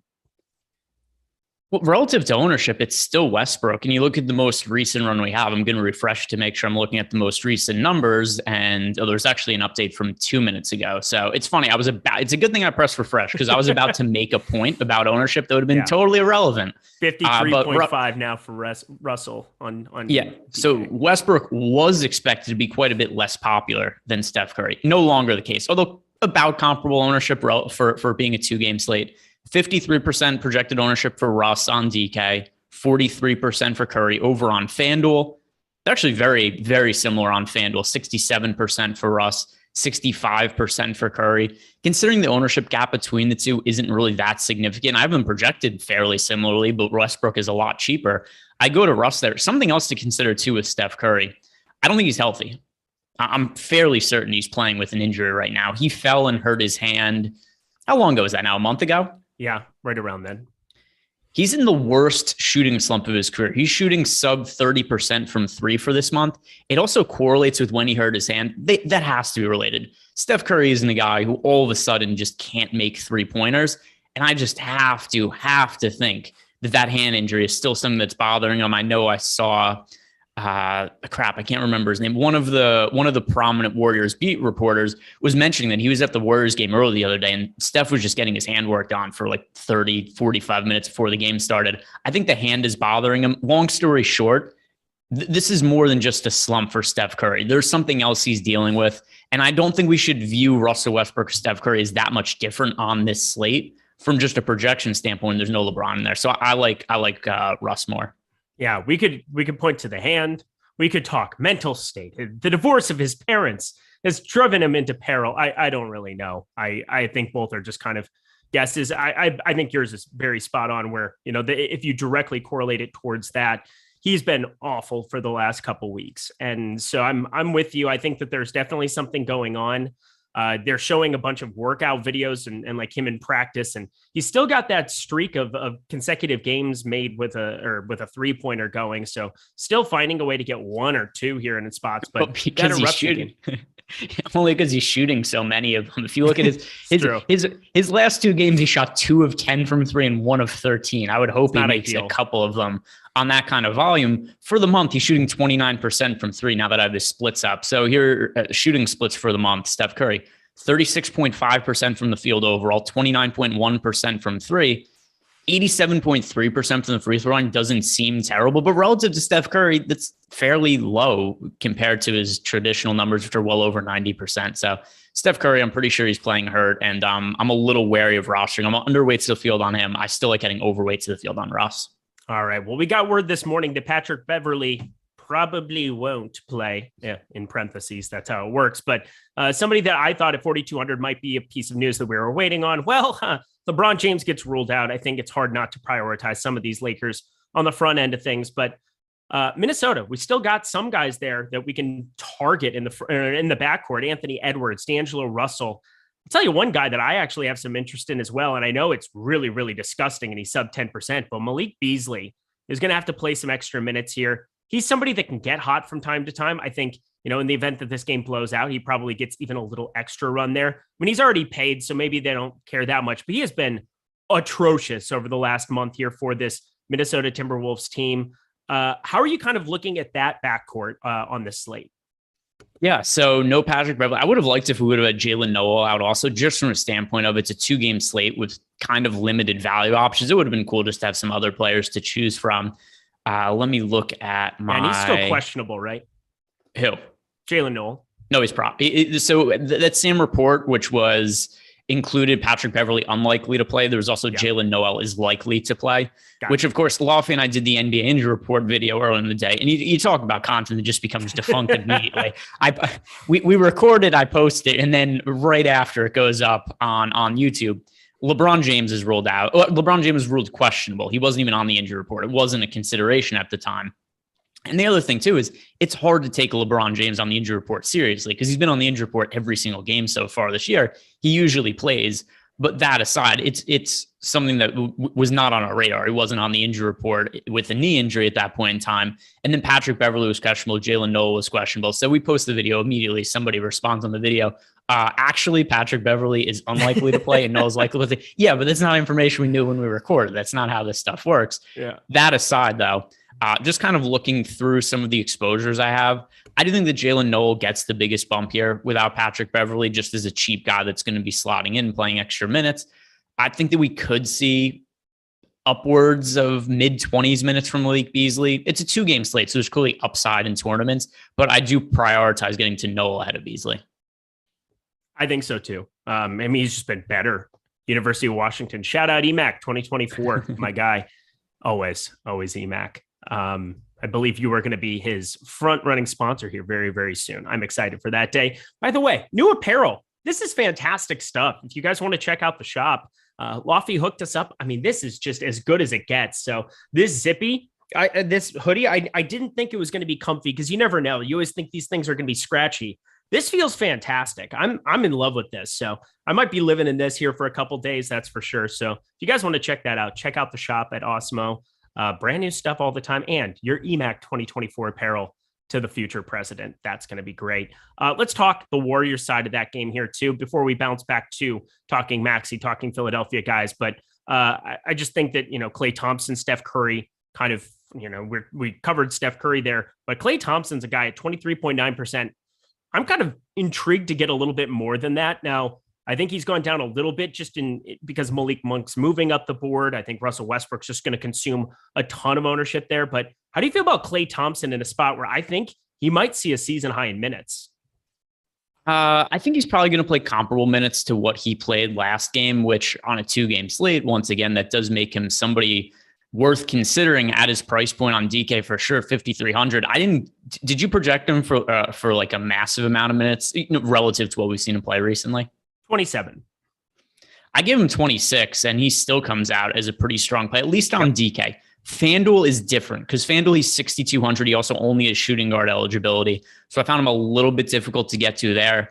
DK, though, even at the ownership that he's projected for right now, which, let's see, the most recent run for Klay, 24%. I'm overweight to that number right now. I don't think we're going to see 30 minutes or anything like that from Klay, but even just giving him the same minutes he had last game, he's somebody we should expect to be over a fantasy point per minute player. So in 26 minutes, you're expecting upper 20s fantasy points. That's more than acceptable at a 5,300 price tag on DK. I have not rostered Klay Thompson once this entire season, so breaking the Klay seal today. I was going to say, it is a 2-gamer where there's really not a whole lot of options, and now he's 5,300 as opposed to the ridiculous. And I do mean ridiculous, like 6K tags that existed for him when he was first getting back. I mean, he was like the most unplayable player, but I do like seeing the 30+% usage that we've seen in 3 of the last 4. Last time out, 21.1%. They blew Dallas out of the water. He came out and ran wind sprints at the end of that game. Didn't really do a whole heck of a lot. Just tried to get him some extra minutes there. So he played even in that blowout for a quick second because I was watching that one. 5,300 is a nice tag to be paying for Klay Thompson and his upside. And he's sub 25%. I think he covers a lot of things that I would want as a two-game slate play for sure at the guard spot. Let's talk Tyrese Maxey. Let's talk Ferkan Korkmus, considering he's shooting guard eligible around here as well. I thought he was going to be maybe my most rostered guard now, 6,400. Now he's even cheaper over on FanDuel. I think he's still going to garner a ton of attention to 5,800 there. FanDuel just ridiculously poor pricing for this slate. But how do you feel about him and Korkmaz here? We're trying to find some guys to go with our Lakers, and I think they make the most sense outside of Embiid. Yeah, so relative to ownership, I do think Korkmaz is going a little bit over-owned. He's really, really popular on this. And there's just a lot of guards to get to at this point. And for reference, Korkmaz is $4,800 over on DK. Klay Thompson's $5,300. So for $500 more, you get Klay Thompson at less ownership than Ferkan Korkmaz. Yeah, that's appealing to me. So in that price range, I prefer Klay to Korkmaz. And then as for Maxey is one of my favorite overall plays on the slate on both FanDuel and DraftKings. Something we've seen from Maxey as of late. There's no Seth Curry for the Philadelphia 76ers. Danny Green's back, but he's only expected to play around 15 minutes. It's really hard for me to not get to a lot of Maxey when you consider he has a reasonable price point, and he's going to play a ridiculous amount of minutes. Playing time the last 3 nights for Tyrese Maxey, 46 minutes, 42, and 35. Hey, Jordan Klein. Nice pull, asshat. Jeez, how could you freaking do this to me all the time? What did you call that? It's not enough that I get trolled by chat, that I get trolled by people on Twitter. You decide you just have to come up zippy. I got a zippy long stockings. I'm sorry. Okay. It's just called it a zippy at one point. It's just what came out. Zip up. Yes, it's a zip up. Whatever. Did you put that on and look at your wife and be like, look at my zippy? Awesemo tools and content, everybody. You guys need to check them out. $29.95 for the weekly pass. It includes premium content to everything. Player projections, ownership projections, our boom bust tool, which we're referring to all the time here. I'm going to wait for it to update even a little bit further, and we'll go to more of it. Lineup builder and so much more here. NBA packages start at $4.95. But if you want the NFL stuff, which I know you do for Sunday, and if you want all of the great content we have for PGA, which is ongoing right now, damn you, Ekro. How could you? But whatever. Sign up using promo code NBA Live. Get everything we offer behind the paywall for 25% off. Stop guessing. Start winning. Join Awesemo Plus today, where we wear cool zippies from time to time. Anything else you want to talk about at guard? Oh, we've got super chats. We can answer those. Oh, we can do that. Eric, get a beer. I wish. That'd be great. Let's find those. We got 2 of them here. Austin Drake. Who you like most for low-tier Lakers with Braun out? Oh, what a great question. I think that matters a lot. Greg, who are your favorite Lakers that benefit in the absence of LeBron James? Sure. So let me look at the players. I'm going to sort my lineups. I'll go to DK. I'll go to FanDuel. He didn't specify a site, but It's cool. We'll talk about both of them anyway. So it's the same for me on both sides. The low end Lakers player that I'm getting the most exposure to relative to ownership right now, Stanley Johnson. I like Stanley Johnson quite a bit on DK and FanDuel. We've seen Stanley Johnson in and out of the Lakers lineups. I do think he is going to end up starting today. And given that he's not I don't understand why he's not more popular, actually. He's projected for 15% ownership on DraftKings. On FanDuel, he's projected also for about the same 17% ownership. Given his price, LeBron out, the fact that he's probably going to be starting, or even if he doesn't start, play off the bench and play extended minutes, I think he should be a chalk value play on the slate, and he just isn't. So Stanley Johnson is somebody who I really like. And even if he was somewhat popular, I like him, and he isn't. So Stanley Johnson's the guy for me in tournaments. I think it's THT, or at least it wasn't my run of ownership, my run of lineups here. Looking at ownership, only a 6% difference there between the two. Taylor Horton-Tucker's $200 more. I mean, THT's been bad, but it's such a different player when you don't have LeBron out there. I mean, all the usage, we've seen him, obviously I don't expect him to start. I do expect Stanley Johnson to be the guy who gets put in that starting lineup here as well. But I think TH2 off the bench is probably a guy that we haven't projected 24 minutes. He's a little bit more popular than Stanley Johnson. Maybe I have to rerun some stuff, but just from a usage perspective, we've seen so many single digit spots where Stanley Johnson just not a willing shooter, doesn't really create, doesn't really do a whole heck of a lot other than get some random rebounds. He can be functional out there from the 3-point line from time to time, but never really somebody that's going to go out and attempt a ton of shots. I believe in his Lakers stint, he's never attempted double digit shots in a game. So I'm just talking upside. I know it's a 2-game slate. You don't even need to be concerned about it. But even so, I think that you're going to have enough pieces of Minnesota, Golden State. You still want to be getting 25 out of them. I think Taylor Horton-Tucker probably a little bit better play for me. What do you think about him on this slate? Yeah, I like Taylor Horton-Tucker a bunch too, but I have more exposure to Stanley Johnson right now. If you were asking me who my second favorite value piece is from the Warriors, then that would be Taylor Horton-Tucker followed by Malik Monk. All right. Oh man, I can't read. Oh, we'll do this one first. So we've got we have to two value plays from Philadelphia, Los Angeles, 2 value plays from Philadelphia and Los Angeles, and everybody smash the like button if you want me to do a little zip down strip tease on air. We're never going to get a super chat again. Never are we going to get a super chat again. But I need to get Eric saying I can't read just clipped and have that be its own existing thing on the internet. As for the 2 absolute must-play value players from Philadelphia and LA, I think we have to come back to the Philly state. Like, how can we answer the Philly one without knowing if Tobias Harris is playing or not? It's hard. It's hard. We're sitting here 34 minutes and it's hard to know what to do in this spot yet. Like I still don't know what to tell you. I just know that Tyrese Maxey looks really good on the Philadelphia side regardless. I think Korkmaz is a little overowned as well because, he's very volatile in the shooting department and he's more expensive than these 2 guys that we've already isolated from the Lakers side. So, I mean, you're paying a little bit more for more ownership in Korkmaz, and I don't really want to do that. But if you have no Tobias Harris, I mean, how do you not like all of those guys? Thibault becomes in play. George Niang is somebody that I think at 14.2%, 3,500 on a 2-game slate fits the bill of a guy who can come out and play mid-20s minutes and is very volatile shooting as well. Also been better creating here of late. I know 6 assists, probably a little bit of an outlier last game out against New Orleans. They were up by a lot. He was on the floor a little bit towards the end and only played 21 minutes, but can definitely get things done there. So George Niang would become very interesting to me, but we just don't know yet. Yeah, so let's circle back on that. But for now, 2 must-play value guys from the Lakers. My 2 favorite ones are Stanley Johnson and Taylor Horton-Tucker. All right. Well, here we go.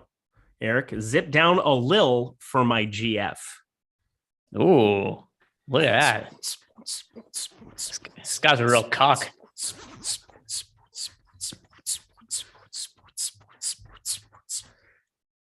Does this make everybody else as uncomfortable as it makes me? Yeah, Jordan Klein's eyes were just like, yeah, he's just wearing normal clothes underneath. Are you not just sweating your ass off though, wearing a sweatshirt while doing a show? No, I feel great. I've got the air on. Feels nice here.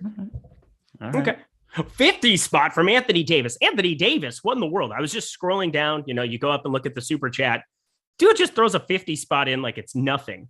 I mean, it's like we're at the strip club and I'm your dancer. So you're welcome. My guys, what's the min amount of money or you are willing to leave on the table on a 2-game slate? The minimum amount that we would be looking at.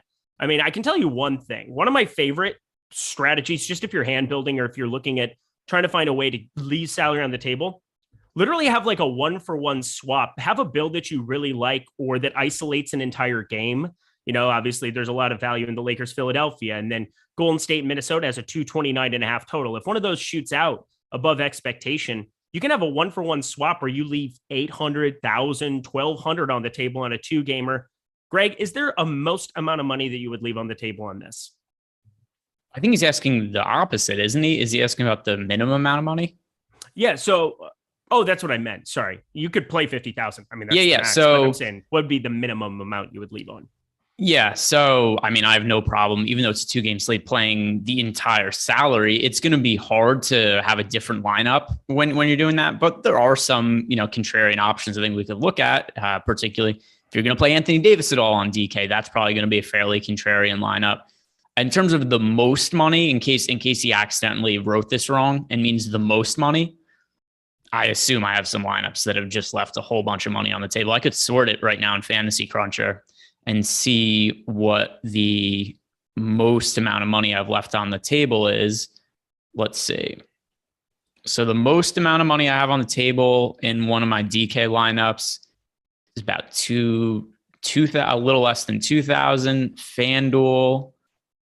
Let's see. What do I have here for money left on the table? It's not a hard and fast rule, by the way. I'm just running lineups and it's whatever comes out. FanDuel, it's 2,200. I'll show you a hard and fast rule. Glenn Smith, she is begging for 1 inch zip down. A lot of O and Lils we're getting from Glenn Smith with these loonies. I love the Canadians. Also, I appreciate your help, but I can't straight out say that. Why can't you say that? What's wrong with saying that you like my help? Yeah. I don't know. It's weird. Brad Beard. Did Eric bring his binky? I mean zippy today. That's a baby. Eric's a baby joke. I appreciate that. Jordan Klein, $1, because again, that's what we do here at the club. Eric will give you 1 inch of a zip down. What else? Are we all caught up on? Are we all caught up on super chats now? We are. Let's head on over to the old. My wife just texted me from the other room. Why are you watching? Stop it. Okay. What does she have to say? What's her review of Tobias Harris starting? My wife is trolling me. She goes, big baby is the text. Yeah. What was the text? She said, "You big baby," because she thought it was funny, the super chat that he gave about me with a binky, I mean zippy. And then I've called it a binky and a zippy. She goes, "You're a child." Yep, I am a child. That is exactly the case. If you guys don't know, my wife trolls me on the daily. Literally, what YouTube chat does, what Greg does, is what my wife does to me too. Yeah, so. the shows end when if Eric's wife is hanging around, she stops in, says hi sometimes. When me, Eric, Jordan, we're hanging out after the show, and anything that we say, she's like, "Yeah, Eric wears a toupee." She knows what's up. Let's talk forward, okay? On the to forward. Wait! You skipped over the news that Tobias Harris is starting. That makes our lives a little bit easier where we don't have to play a million or, leave a zillion pieces of salary on the table. I think Tobias Harris, I'm just assuming normal workload, 36 minutes. And I think he's really appealing at probably a little bit too low of ownership. He's 7,300 over on DK. FanDuel, a little bit higher price tag, but I think he makes for an intriguing play on this slate now. What say you? Yeah, so particularly on FanDuel, because the power forward options just suck on FanDuel. There aren't that many guys to really consider at the position. So on FanDuel, I talked about before, what are we going to do if Tobias Harris is ruled out? We're kind of forced to play some Anthony Davis given his price and the lack of options there. So let's see what the ownership ends up being here. And, maybe people are a little hesitant because Tobias Harris had that injury designation or the sick designation. Tobias Harris right now projected for 31% ownership on DK at 7,300 over on FanDuel, 8,100 projected for 35% ownership. I actually really like being overweight to that number on FanDuel, just considering the lack of options at power forward.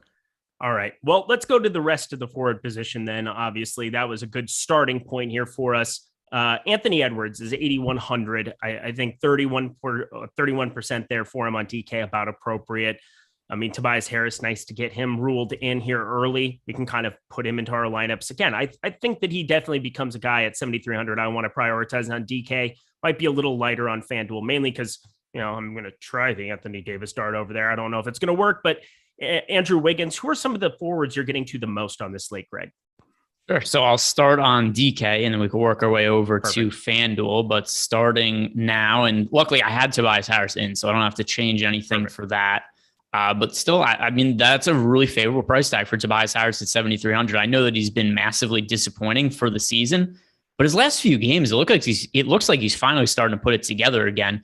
38, 43, 42, 57 DraftKings points, and the price hasn't really come up. Just 2 weeks ago, he was 7,700, maybe even more than that. Yeah, 2 weeks ago, he was 8,200. Now his price has dipped all the way to 7,300, even though he's on his best stretch of the season. So once again, Tobias Harris is somebody who I really like getting to a lot. We just got a question in our Discord channel about Andrew Wiggins from Dancing Elephant.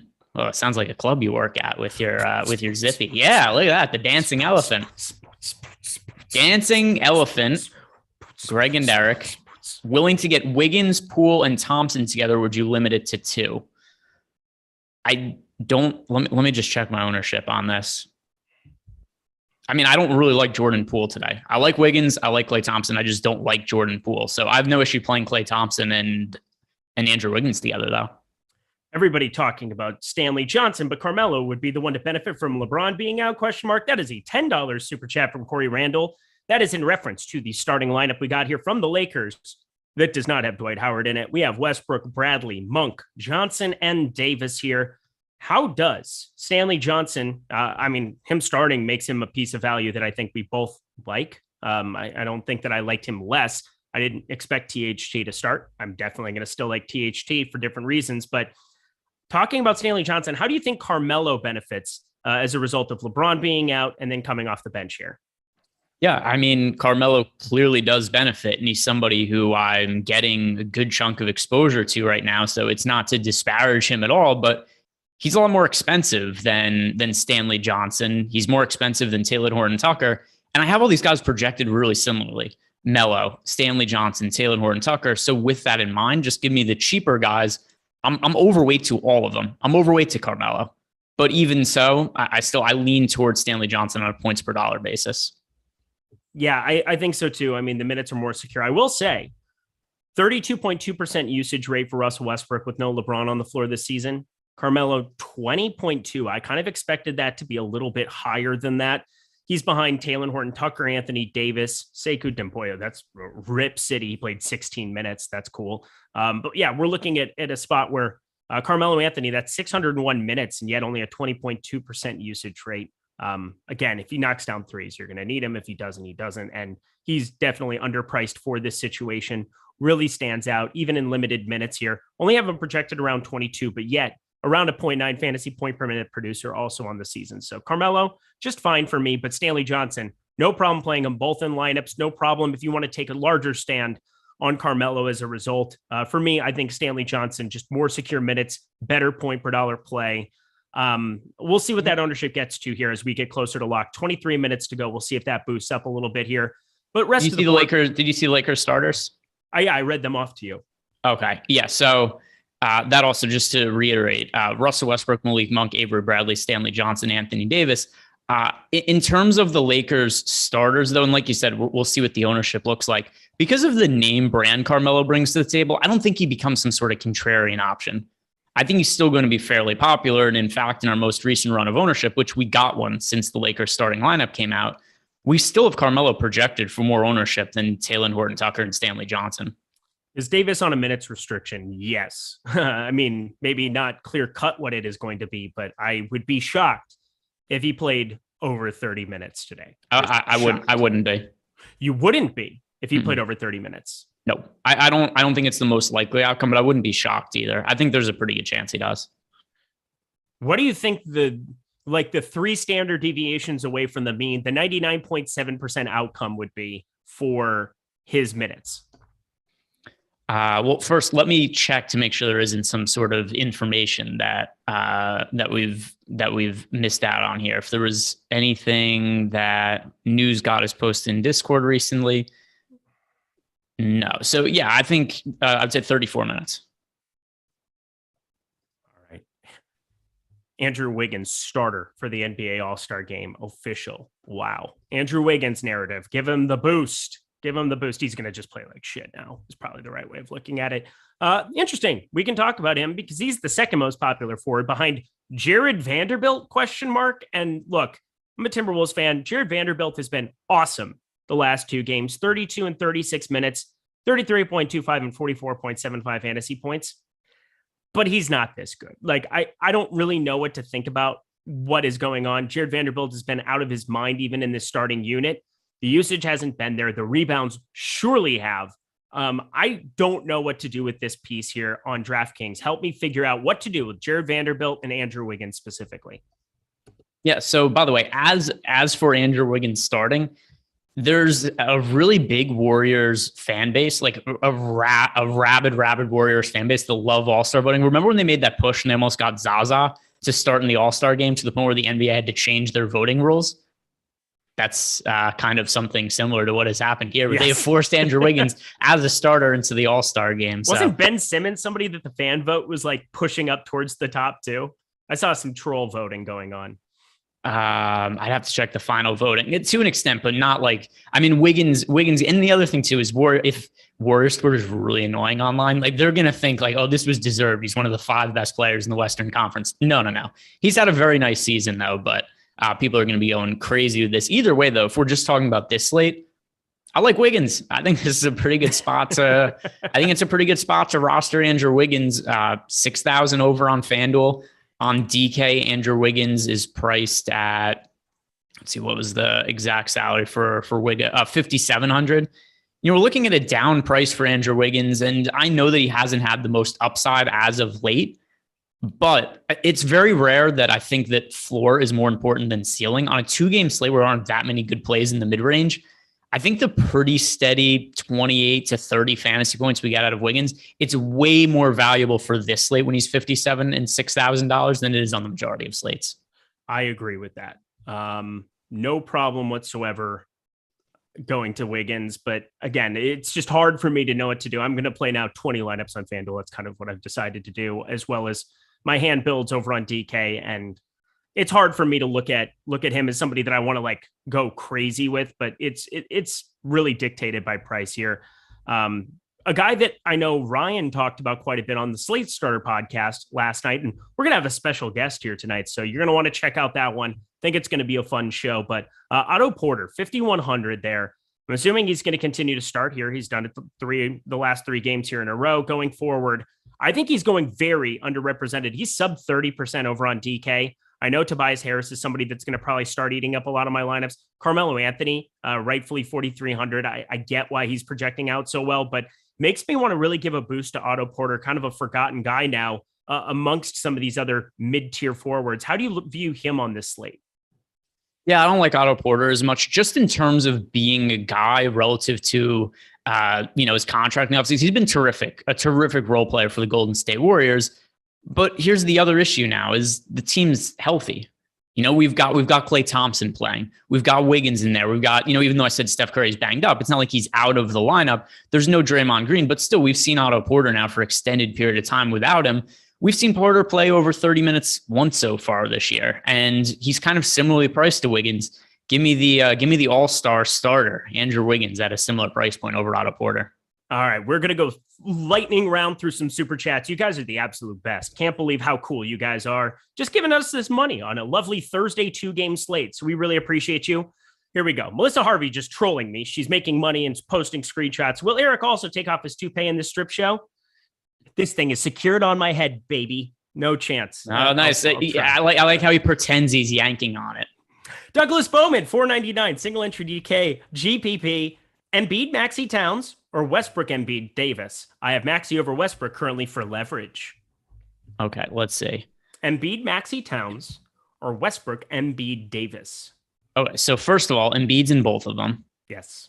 So we're looking at Maxey and Towns or Westbrook and Davis. Yes.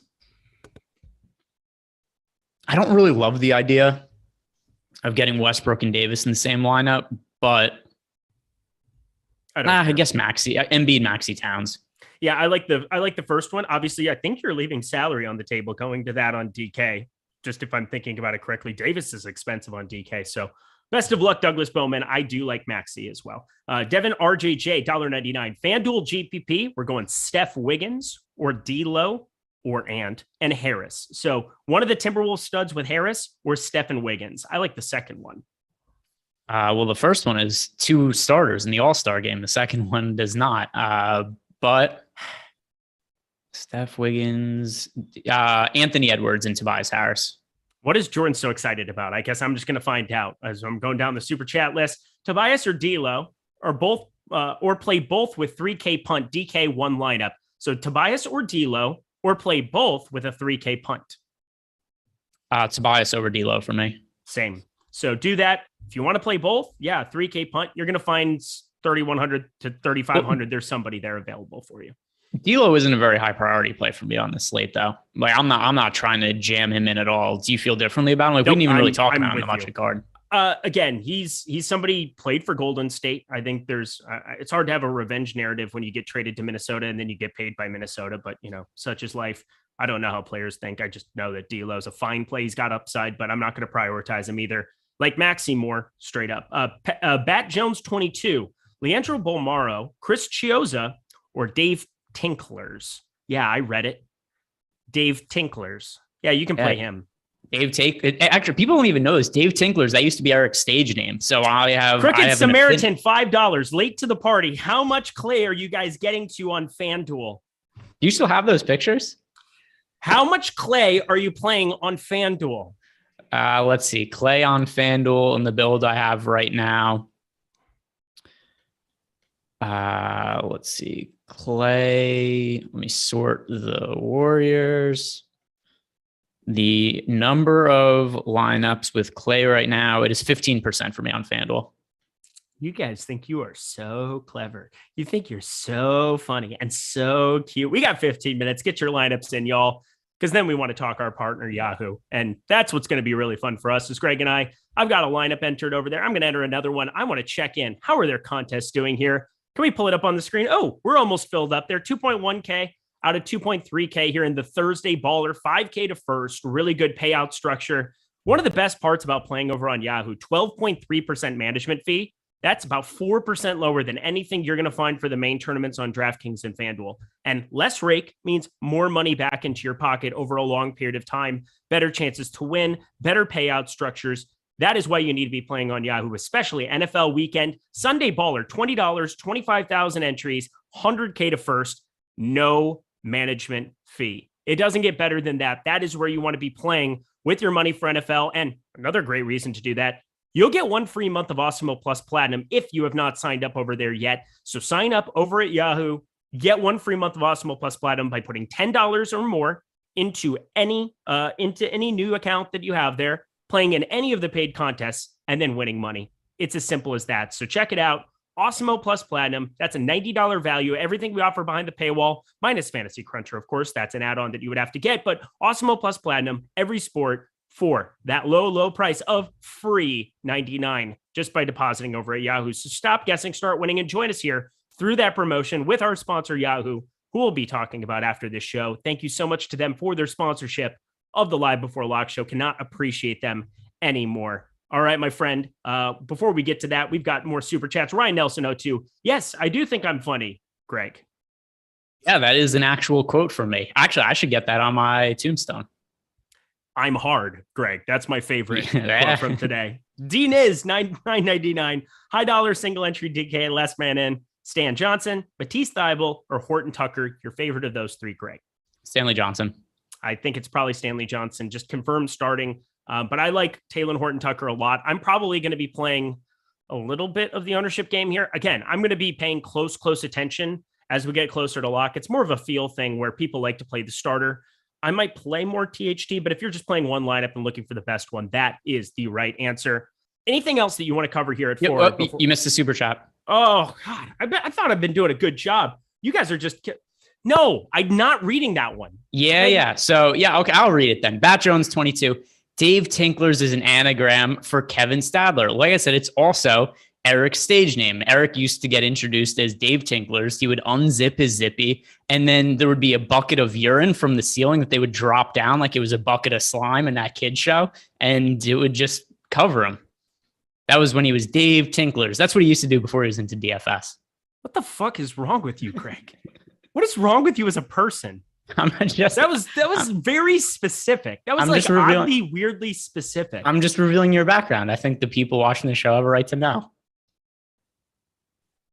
And you wonder why I covered up my IMDb. We cover to the center spot we go. Oh my God. Joel Embiid, 49.5%. That is not high enough for me. I'm going to play a lot of him. Karl Anthony Towns, 40.7%. That's not high enough for me. On DK, I'm prioritizing those two as my main spend ups. Are you doing the same, Greg?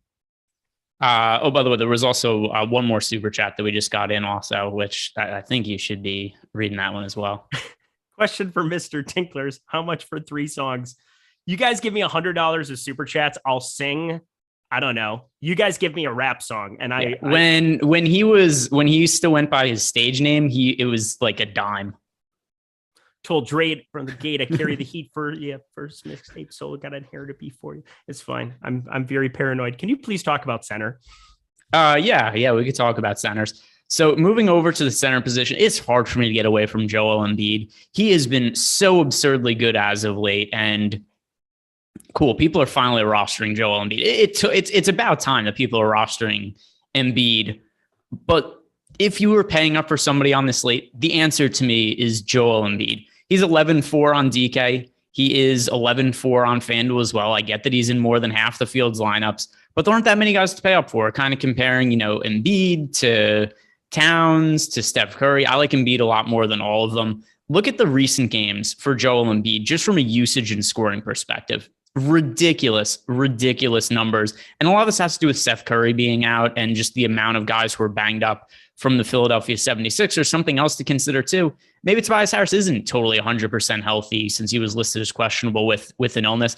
That could also, it's not even possible for Joel Embiid to get more usage. Recent games, 47.7% usage, 47.9, 41.6, 55.3, 42.9 over the last 5 games. He's taking all of the shots, very clearly the top spend option on this slate. So I don't care about the price on Embiid. I don't care about the ownership. He's the guy to pay up for at center. We got $1.99 from Vincent Jefferson. Reeves on FanDuel, question mark for a GPP. That's a no for me.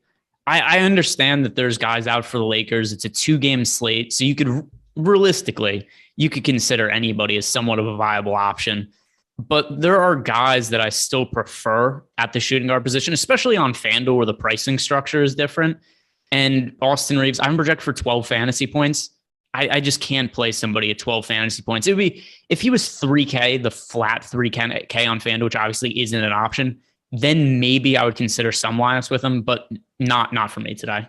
I would find the 200 to just try Malik Beasley. I just think Malik Beasley, if somebody's going to pop 3,800 down over on FanDuel, I find it hard to believe he wouldn't be the guy that I would want to try to make a thing there. I get Austin Reeves.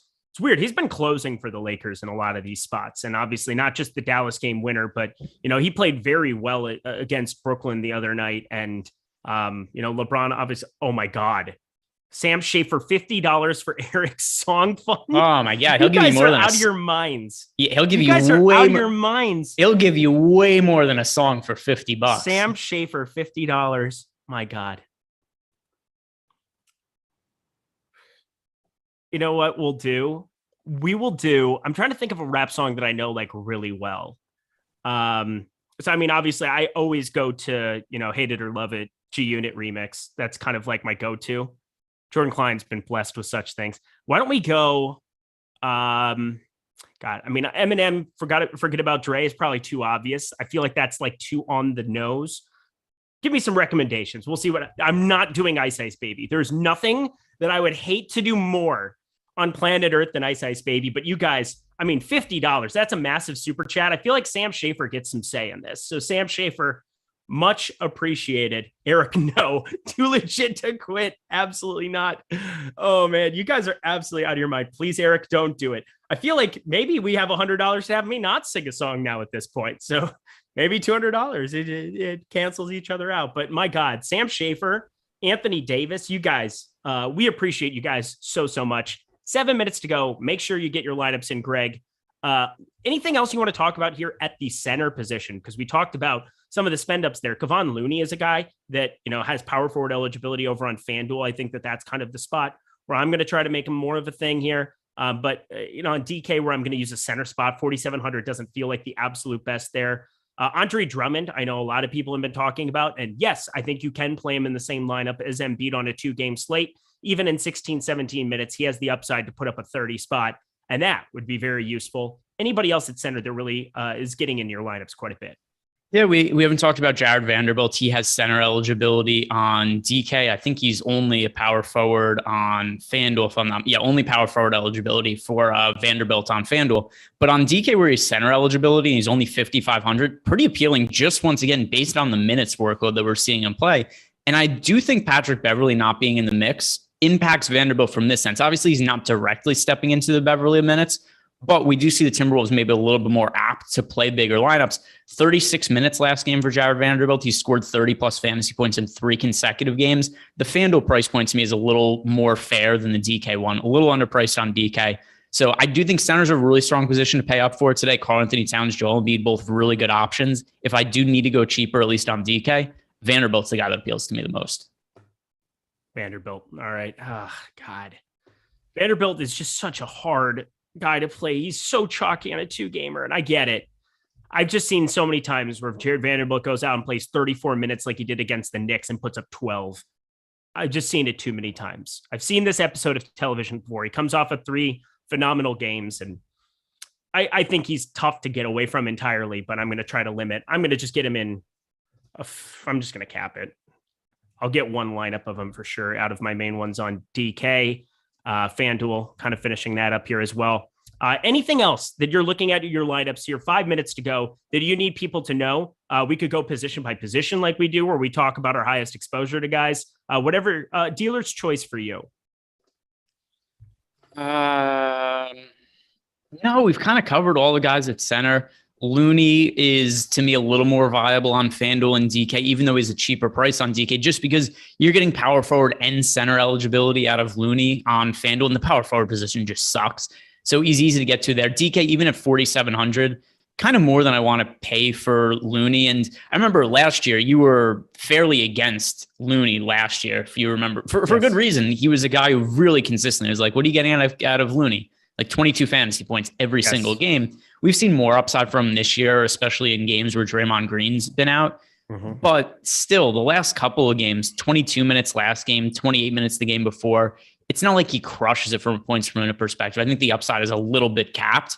So 4,700, we only a center eligibility on DK. I'm not quite as interested in as the field is. Well, it's one of those things too, where I think as a player develops, you get more trust in them to be offensively competent. I think he's been offensively competent this season. So it's a little bit different than last year, where like he was always low threes, like 3K-ish range, and people kept playing him in bulk, and it made no sense to me whatsoever. So it's a little bit different circumstances.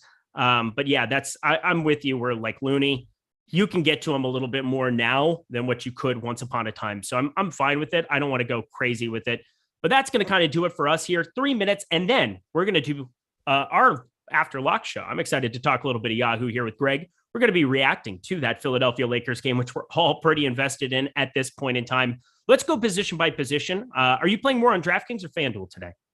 DK. DK. All right. I'll do it from FanDuel perspective. Got my 20 locked and loaded over there. Let's start. Point guard, your most rostered player. Point guard. So I'll give 2. I'll give more. I was going to say an expensive option and a cheaper option, but Westbrook and Maxey. Westbrook and Maxey. I'm finishing it up here as we go. Russell Westbrook, Steph Curry, Maxey. That is my 3. Go ahead. Shooting guard position. Yep. Shooting guard, Klay Thompson. Think it could be a Klay day, and then Malik Monk with LeBron James out. All right. I am getting my lineups uploaded. Shooting guard, Maxey, Monk, and then D'Lo, actually, kind of surprisingly enough, getting in 45%. That is not what I expected. 40% Talen Horton-Tucker, obviously a larger stand there as well. To small forward, go.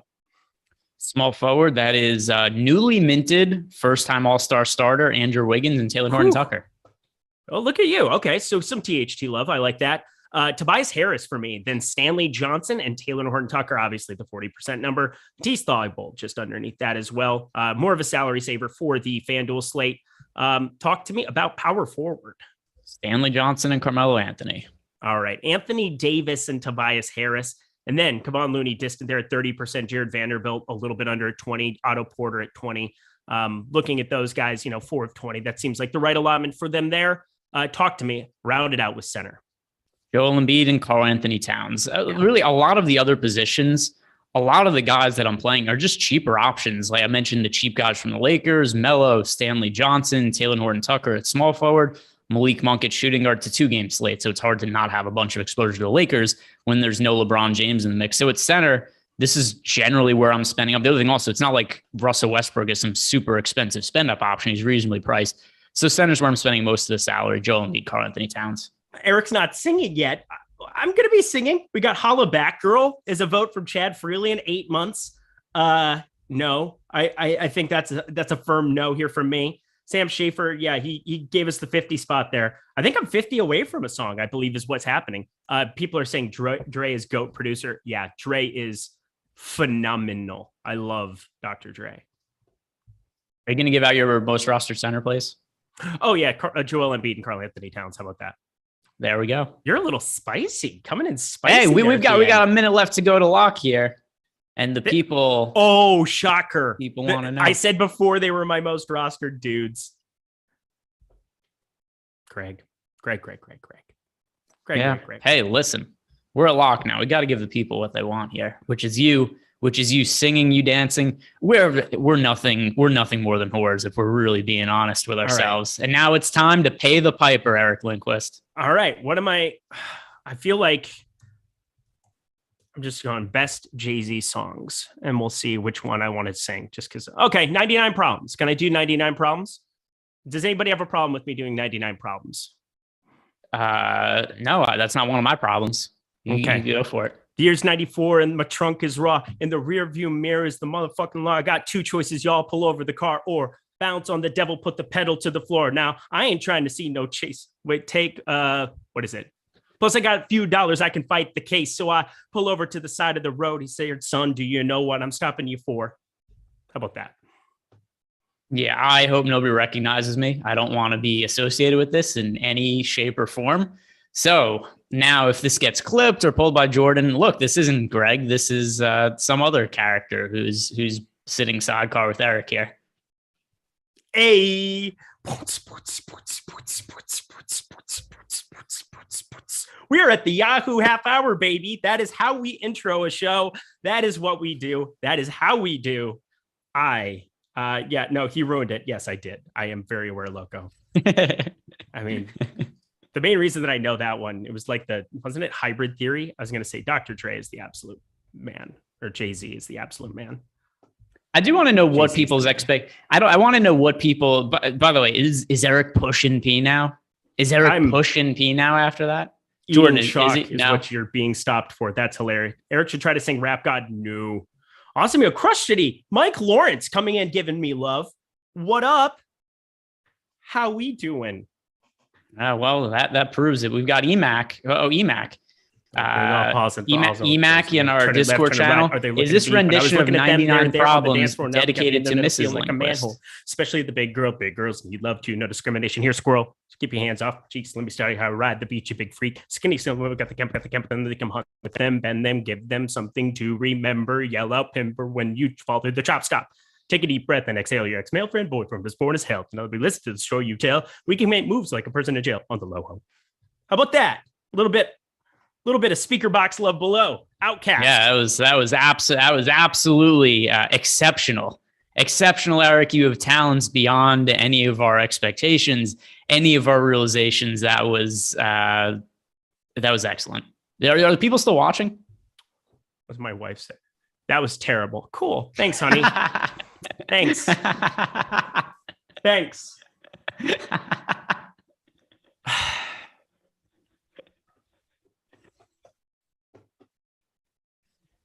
Get her.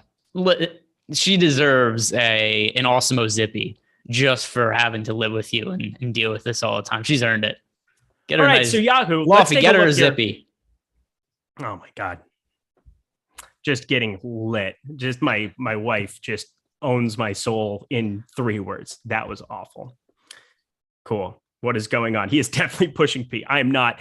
You know who is pushing P, though? Our friend Stanley Johnson, who on our sponsor Yahoo, only 12.3% rostered. That's pretty surprising to me. I'm looking at my main lineup over there. I'm looking at Tyrese Maxey, 47.2% rostered. Taylor Horton-Tucker, all the way up to 32.2%. How is Stanley Johnson getting a third of the rostership at 12.3%? Matisse Thybulle, 50%. Joel Embiid, 58%. I know 58% seems high, but that is too low for Joel Embiid. And obviously I'm playing Cat in a 2-center site over on Yahoo as well. 12.3%. I feel really good about that rostership for Stanley Johnson on Yahoo, Greg. Oh yeah. People are not that into Stanley Johnson today. People are really not. Oh my gosh. Good night. Thanks for the information. I'll pass on the entertainment. Okay. We're going to be reacting. We're going to be talking about how you could be late swapping your lineups here as we get a little bit later into it. Like we got to be pushing in 99 problems, but fantastic pre-lock content. 8-1. Oh, okay. Hey, and Max Tadula. Yeah, you just read that out. Hey, 99 problems, pre-lock content 8-1. Listen, Eric, you've got your fans out there. You got your fans. What up, homie? I'm just such a nerd. I'm just embarrassed for myself. My family is going to disown me at the end of this stream. My wife is not going to talk to me. You are. Here's what's going to happen. The show is going to end. Mm-hmm. You're going to come out. You're going to be all excited in your zippy to see your beautiful wife, and she's going to be gone, and all of her stuff is going to be missing from your apartment after the show. Seems accurate based on the text message I received. So that's cool. Mrs. Lindquist wears the pants. You think, Emac? You think. That is a absolute fact. But let's talk a little bit of positionality here. And also for Yahoo, I'm excited for this weekend for NFL. Once again, $20 Sunday Baller, 100K to first, no management fee. It's going to be where I'm playing most of my NFL action. It needs to be where you're playing most of your NFL action. Plus, you get that free month of Awesemo Plus Platinum as a new user signing up there. So if you're one of the 1.2K people still hanging out here in chat, checking out my phenomenal rap skills, you have the opportunity to play over at Yahoo and make a lot of money here on Sunday for this Sunday Baller. That is what I really want you guys to be signing up and playing at, the $20. That thing, it overlaid last week, both on Saturday and Sunday. It is the best investment you can have for your bankroll. So definitely go do it. Anthony Davis, $20. OMG. Jesus, come get him. I think that's not good. I think he's saying that I need to leave this planet. Yeah, I think he just wants you to find salvation, right? I think he wants you to be cleansed. I think he wants you to be healed of the demons that are inside of you and try to escape at times during this program. Finally, he let him know about the singing and dancing. This man shouldn't do DFS. He should be doing comic. It's like this half of the show, but sometimes he's funny. There's a lot there to like deconstruct. I'm going to take away that I'm sometimes funny. That's that's the main thing that I'm taking away. Listen, there were parts of his stage act when he went by Dave Tinkle that I found to be hilarious. Oh my God. Hilarious. I mean, you guys think Pushing P is nothing compared to what this guy was doing. Pushing actual P. No, actual P. Never mind. I won't even say what I was going to say. But either way, I'm telling you. This is the sponsored Yahoo portion of the program, Craig. You can do that on your own time. Well, I mean, listen, sometimes the two bleed into each other. But I'm telling you that Eric was a star back in the day.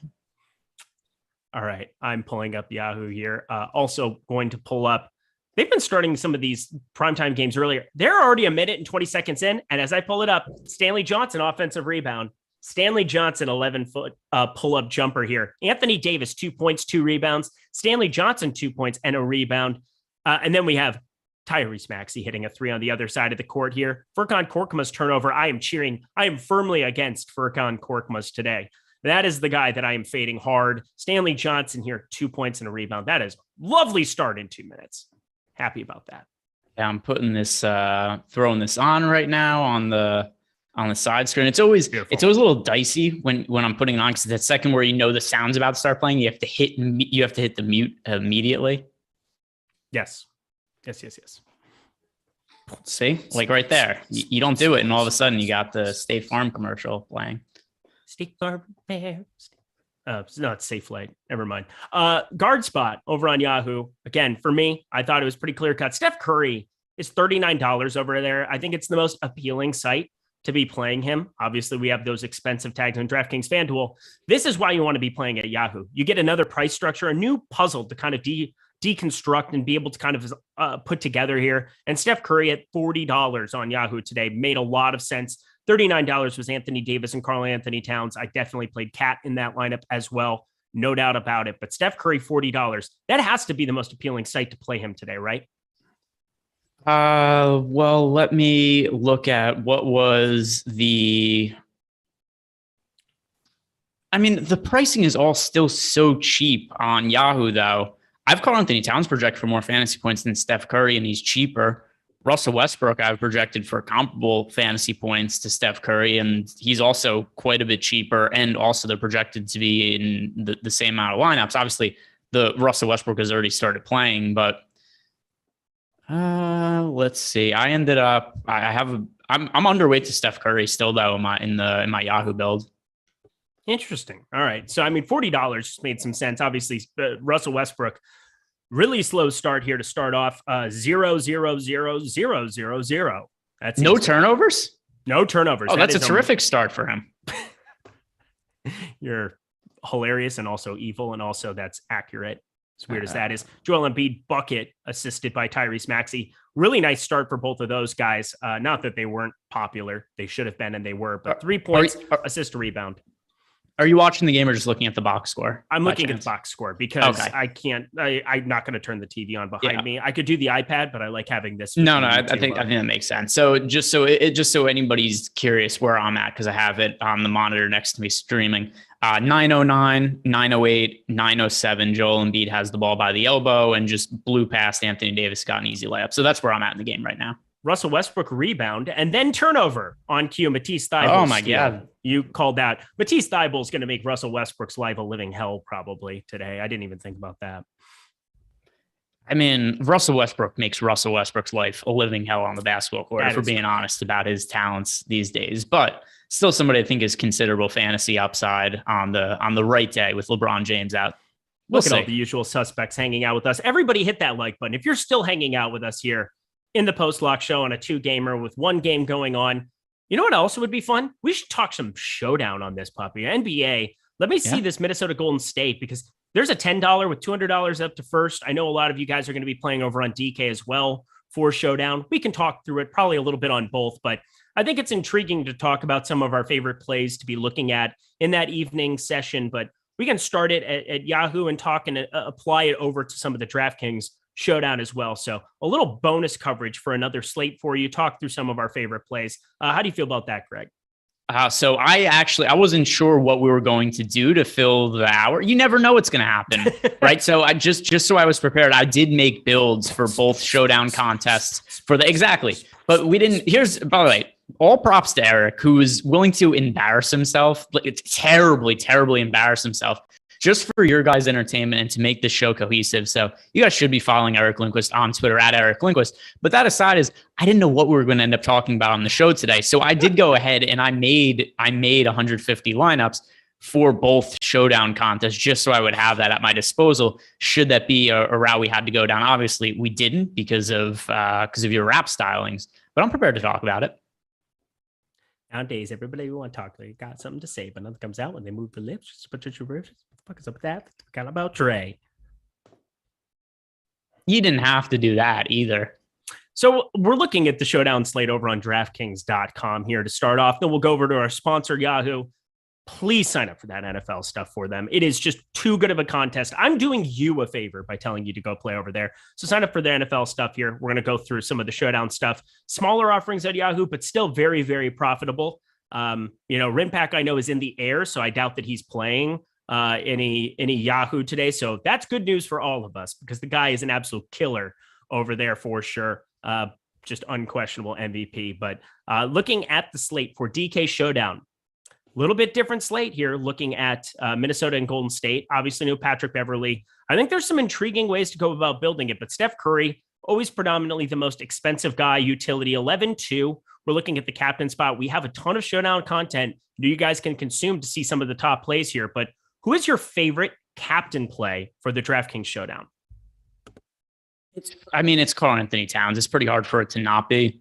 Like I was saying before, we're comparing Cat to Steph Curry. I have Cat projected for more fantasy points than Curry. He's also cheaper. It's pretty easy to make lineups and fit him in at the captain. Generally the case with a lot of these showdowns. It's maybe Steph ends up being more popular the captain play just because of how good of a season he's had on the whole. But given the forms both these guys are in, give me Cat over Curry for captain. I'm so with you on that. It is not even funny. Looking at our projections page, points per dollar, Steph Curry and Cat pretty similar. We have Steph Curry projected for 4 points more, but at 10-4, there's actually some of these smaller like pay down spots. I do like Karl Anthony Towns straight up. I have him projected within 1.5. It's pretty close. Tyrese Maxey's hurt, I think. Don't say that to me. Yeah, I can't tell if he just banged knees or he's actually hurt. Let's see what's happening here. He's walking a little gingerly. I'm sure people are ahead of me at this point to know what's going on, but it looks like he slipped and fell, and he's just not really playing on this next offensive possession. Maybe just needs to walk it off a little bit. Now they're saying Westbrook hurt. That would be done. Eric, Carlos is asking you a question. Carlos Man says, thank you for streaming. Is the Laker game blacked out for you? I can find out for 2 seconds. Let me go rogue for 1 second. I'll find out. It's not on. So it's no. Use the. What do you want me to do? Whoa! Don't give out his address, Jordan. Okay. Got it. Now Anthony Davis is hurt again. Stop it. This is happening? So Westbrook's totally hurt. Ridiculous. Anthony Davis is hurt. Anthony Davis is hurt. Anthony Davis is hurt. Like bad hurt? He hurt his hand. Whatever. He's staying in the game, but he's grimacing, holding his hand. Who knows? Like, how can you ever gauge Anthony Davis? Anthony Davis reacts like he got shot in the face with a shotgun from point blank range 3 times per game. And then he just stays in the game and seems fine. You write the words you scribbled on the walls. Do you know that song? Seems ridiculous. No, I wasn't paying attention to either. But once you start singing, I just kind of have to tune it out. Let's see what's going on. When the time is right, are you in or are you out? Jordan Klein, it's fine. Sorry, I sang. What do you want from me? What do you want from me? He's not going to the bench. He's just sitting. He's not going to the locker room. He's just sitting on the bench. He was holding his wrist though. Yes. This slate is going to be. Chat, smash the like button. I love you guys. That is amazing. See, Jordan Klein, people know my stuff. Can we? All right. We're back to Showdown. Here's what we're doing. Okay. Eric's rap name. Chat. What should Eric's rap name be? No. Yeah. I think this is a fun way to look at it. If Eric, which listen, he's essentially Jordan Klein a rapper. Is animated now. Jordan Klein was like, "Oh my god, I'm gonna kill Eric. Oh, this is the greatest segment I've ever heard." Yeah. So go ahead, guys. What should Eric's rap name be? Rinpack saying Zippy. Jordan Klein? No, Lil Tinkler is not Tinkler. My rap name. Yeah, that's MC Zippy. Lil Quack Quack, Lil Tinkler, Grandmaster Quack, DJ Wingman, Wig Man, different things. Chalkmaster Quack, that's pretty good. Foul, Eric Funk. You guys are too funny. Tinkle MC Tinkles. I like that one. If we're gonna go the Tinkle route, that's Jordan. That one, Baby Tinkler. I don't like that. That one makes that one. That sounds questions improper. About you. Yeah, it sounds improper. That's just rude, actually. All right. I want to talk the rest while everybody's coming up with names. Lotion is my... You put the lotion on the skin. 21 Checkquist. Just call him my dude. Fat Tinkle Quack. That's pretty funny. Greg always knows where to take things. He's steering the ship. I'm just aboard. Let's look at the utility spots here for DraftKings Showdown. So I'm putting Karl Anthony Towns in. I think on Yahoo, I still like Karl Anthony Towns, $39, $40. It's not super cost prohibitive to play both. I think, you're passing up on Anthony Edwards and D'Angelo Russell. So you really can't play. Well, actually, no, you can play Anthony Edwards or D'Angelo Russell. D'Angelo Russell, $29, probably going to work a little bit easier into lineups. You do have to go down and punt with a certain spot here. You got to find that one piece, but you can even play a $17 Klay Thompson and then play a $10 of anybody you want. But looking at the DraftKings utility spot, Karl Anthony Towns, captain, what would we be doing if we were fading Steph Curry in this spot? Yeah, and by the way, if people are not aware, because we don't talk about showdown slates that often while we're doing the shows, but we also don't have 2-game slates that often that we're doing a 90-minute show for. But if you guys do want to go check it out, we do have ownership projections up on Awesemo.com for the showdown contest tonight. So just to reference what we were talking about before, Karl Anthony Towns, Steph Curry, both projected for 28% ownership as the captain. Considering that number, like I said, I have Cat projected higher. Cat's also cheaper. It just makes sense to me to get the Karl Anthony Towns. Even if I had the money to pay up for Steph Curry captain, I'd rather go to Karl Anthony Towns. I think that would differentiate a lineup a little bit. Let me actually sort my lineups, and I'm going to find my highest projected lineup without Steph Curry. and see who else pops up in that lineup. He's going to be like 85, 90%. Like, it seems like these slates, especially where, it seems like Anthony Edwards and D'Lo, like that's going to be contrarian captain options for them to be 800 away from Cat, 800 away from Anthony Edwards. That is D'Lo being 800 and away. And Steph Curry, people just always play that dude just in bulk.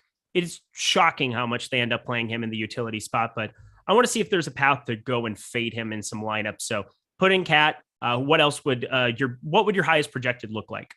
Yeah. So I think the other guys to look at, and this is not only is it my highest projected lineup without Steph Curry, and it doesn't look appealing on paper at all, but I do actually think some of the logic makes sense here. The lineup without Steph Curry has Klay Thompson and Andrew Wiggins both in it. Makes a bunch of sense to me because you start to think like, okay, what are the scenarios where Steph fails? Foul trouble, he gets hurt, maybe he just doesn't make shots. If we're seeing more of the usage for whatever reason go towards Klay Thompson and Andrew Wiggins, or something goes wrong with Curry, foul trouble, like I said, an injury, something along those lines, it makes sense that Klay Thompson and Andrew Wiggins would benefit. So I think you want to have at least one, if not both of them in the lineup without Curry. Definitely agreed. Also, man, thank you for being on the show today. Stanley Johnson just out there smashing 11.3 over on the old FanDuel.com.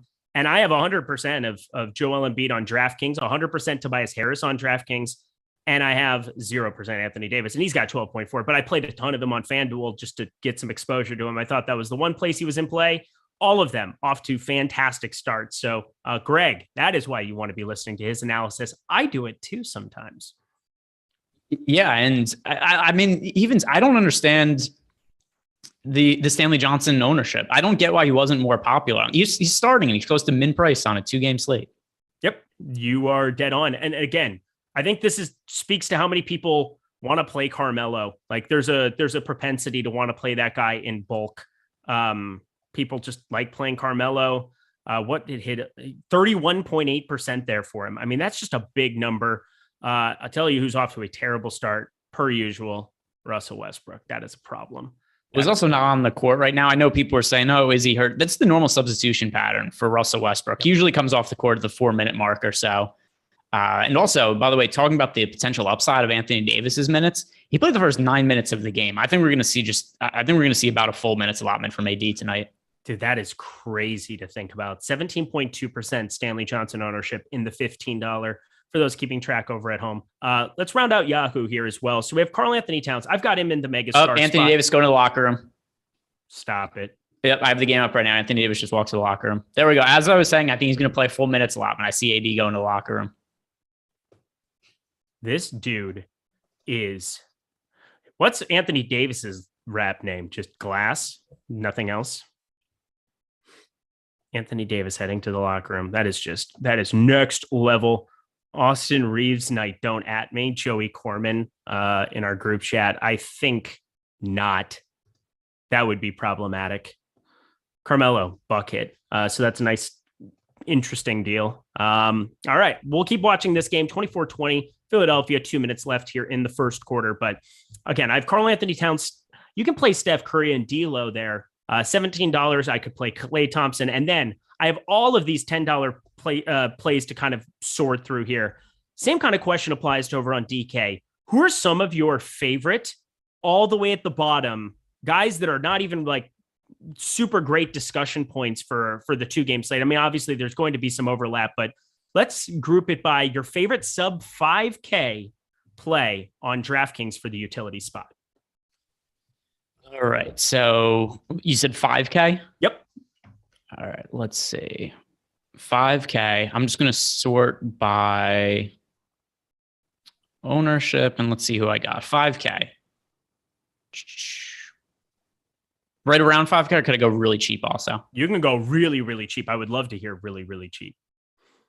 Taurean Prince, just because of his price point at 2,200, I think he's somebody who makes a good amount of sense. And also keep in mind what we're looking for from a value standpoint on some of these single game slates, way different from a normal slate. If you get a 2,200 Taurean Prince to go out and score 12 fantasy points, if that enables you to pay up for Steph Curry and Karl Anthony Towns, and both of them have big games, you're going to need them on a single game slate. So Taurean Prince is actually somebody who's making into a good chunk of my lineups at 2,200.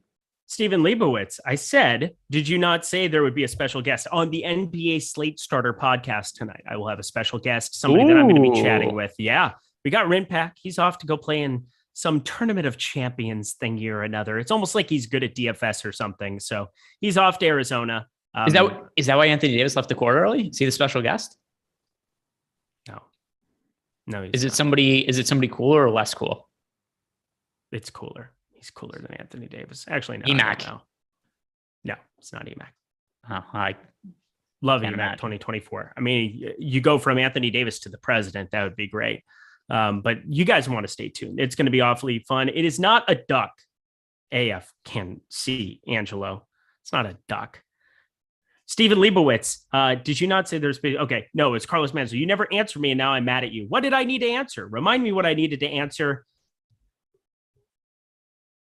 if I'm blacked out. Okay, so hang on. Let me stop video. Here we go. Thank you. What I do? I'm just talking. I'm taking a look. I'm checking. What's happening now? I feel like I missed seeing something. if I'm blacked out. I don't want to have the TV on behind me. Oh, I get it. Okay. I thought he was literally all right. I am not blacked out. I can play. Okay. Yeah. Well, I mean, the irony here is that you actually are blacked out now at this point. I see what you did there. See, that's why I thought you were making a joke when you asked, "Are you blacked out?" and then you turned when he asked, "Are you blacked out?" and then you turned the screen off. I thought that was the joke. I mean, I blacked out when I rapped because I was so into it. I was feeling the flow. Just nothing but the beats, nothing but the rhythm, the music. The music was just feel the heat and the rhythm of emanating from your pores until the morning. I'm that guy at a wedding. I'm sorry. It's just what it is. Do you take the microphone away from the band and just start singing? Like wedding singer, the wedding singer with Adam Sandler. Is it who's the famous actor who does the first speech? He was the guy from Boardwalk Empire. What's his name? Steve Buscemi. Steve Buscemi. He does the just like singing lessons, not like you got for me, Pop. Woo! He used to be so funny in those roles when he was good. In he's Crazy Eyes and Mr. Deeds. Yes. He also played a really good bit role in Sopranos in season 5. Either way, Steve Buscemi, he's played a whole bunch of roles. He's an incredible actor. He's really, really good. But just wedding singer, he's beautiful. Just a great speech to start it off. But then it always makes me think of the guy. I'm like Frank, the guy who gets booed off the stage from "Give Me Time to Relax My Cry." That one. Trust me, if the people had the ability to react if people had the ability to react to you in real time, they would also be booing you if they had the ability to. Yeah. Do you really want to hurt me? Do you really want to make me Do you know what douche chills are? No. I have them. Chills from watching a douche? Yeah, basically. Cool. I broke that one down quickly. That was a toughie. You got any more brain busters? Rizzuto. It's not fair. He's a baseball player. Would you prefer the word buzz? Total eclipse of the heart. Pretty good. Want to go over some of our old school. You want to go over some of our other favorite plays from the showdown slate? I would love to do that. Let's round it out. Again, we've covered a lot of what needs to be talked about. Karl Anthony Towns, favorite captain play. Do you have a preference between D'Angelo Russell and Anthony Edwards? That'd be a great question to answer. Let's see. That is D'Angelo Russell for me on this particular slate. The reason why is just the price difference. Well, I don't know exactly because it's me just uploading projections in Fantasy Crunch and then having build lineups. But I think because Steph Curry and Karl Anthony Towns, just the way they're priced for a showdown contest, that becomes more of a priority. Most showdown contests, I think the optimal lineups are just going to be stars and scrubs builds. And I do think that the salary difference, the $800 from Anthony Edwards to D'Angelo Russell, that's something that makes D'Lo a lot more appealing. I also have D'Lo and Edwards projected fairly similarly. I only have Edwards projected like a 1/10 of a fantasy point higher. So with that in mind, the $800 difference makes a whole big deal on a showdown slate. Yep, I love that. My favorite sub 5K player, Jalen Knoll, in the event that he's good to go, which again, likely that he plays here. So there's that. I think that kind of covers it for the most part. If you're playing a bunch of lineups, you're going to get exposure to a lot of these mid-range guys. If you're looking for one of those guys to be overweight on, Otto Porter is somebody that I think is probably going a little bit undervalued on this slate. Andrew Wiggins going to garner quite a bit of ownership. A lot of other guys. Who's your favorite utility play to round out this segment? How about a contrarian play? Because love it. We've looked at. I mean, I already brought up my favorite. Actually, it's going to be somebody I brought up before. Still Taurean Prince, only projected for 16% ownership right now. I do think he's the best source of value on the slate if you're looking to go really cheap. The mitten, Gary Payton II, he's only projected for single-digit ownership. I have him in double-digit percentage of lineups in this build. So I think those are two contrarian plays here. Taurean Prince, 16%. The mitten, Gary Payton II, 6.6%. Well, that is going to do it for us here. My goodness, that was a show. It took some turns. Some things happened. I got trolled by my wife, but here we are. We have My wife. My wife. I will never not stop saying that. Greg, any final words for the people? No, just if you guys haven't done so already, do it for Eric. Subscribe to the YouTube channel, like the video, and follow Eric Lindquist on Twitter. For Pete's sake, add Eric Lindquist on Twitter.com. The man has no floor. He's willing to do anything for your entertainment, literally anything. So follow him on Twitter at Eric Lindquist. Thank you so much to Jordan Klein. Thank you so much to our sponsor, Yahoo. EMAC 2024. We're out of here. I'm Eric Lindquist. Speaking of Pete's, Pete the Heat. Slate starter tonight. We'll see you there.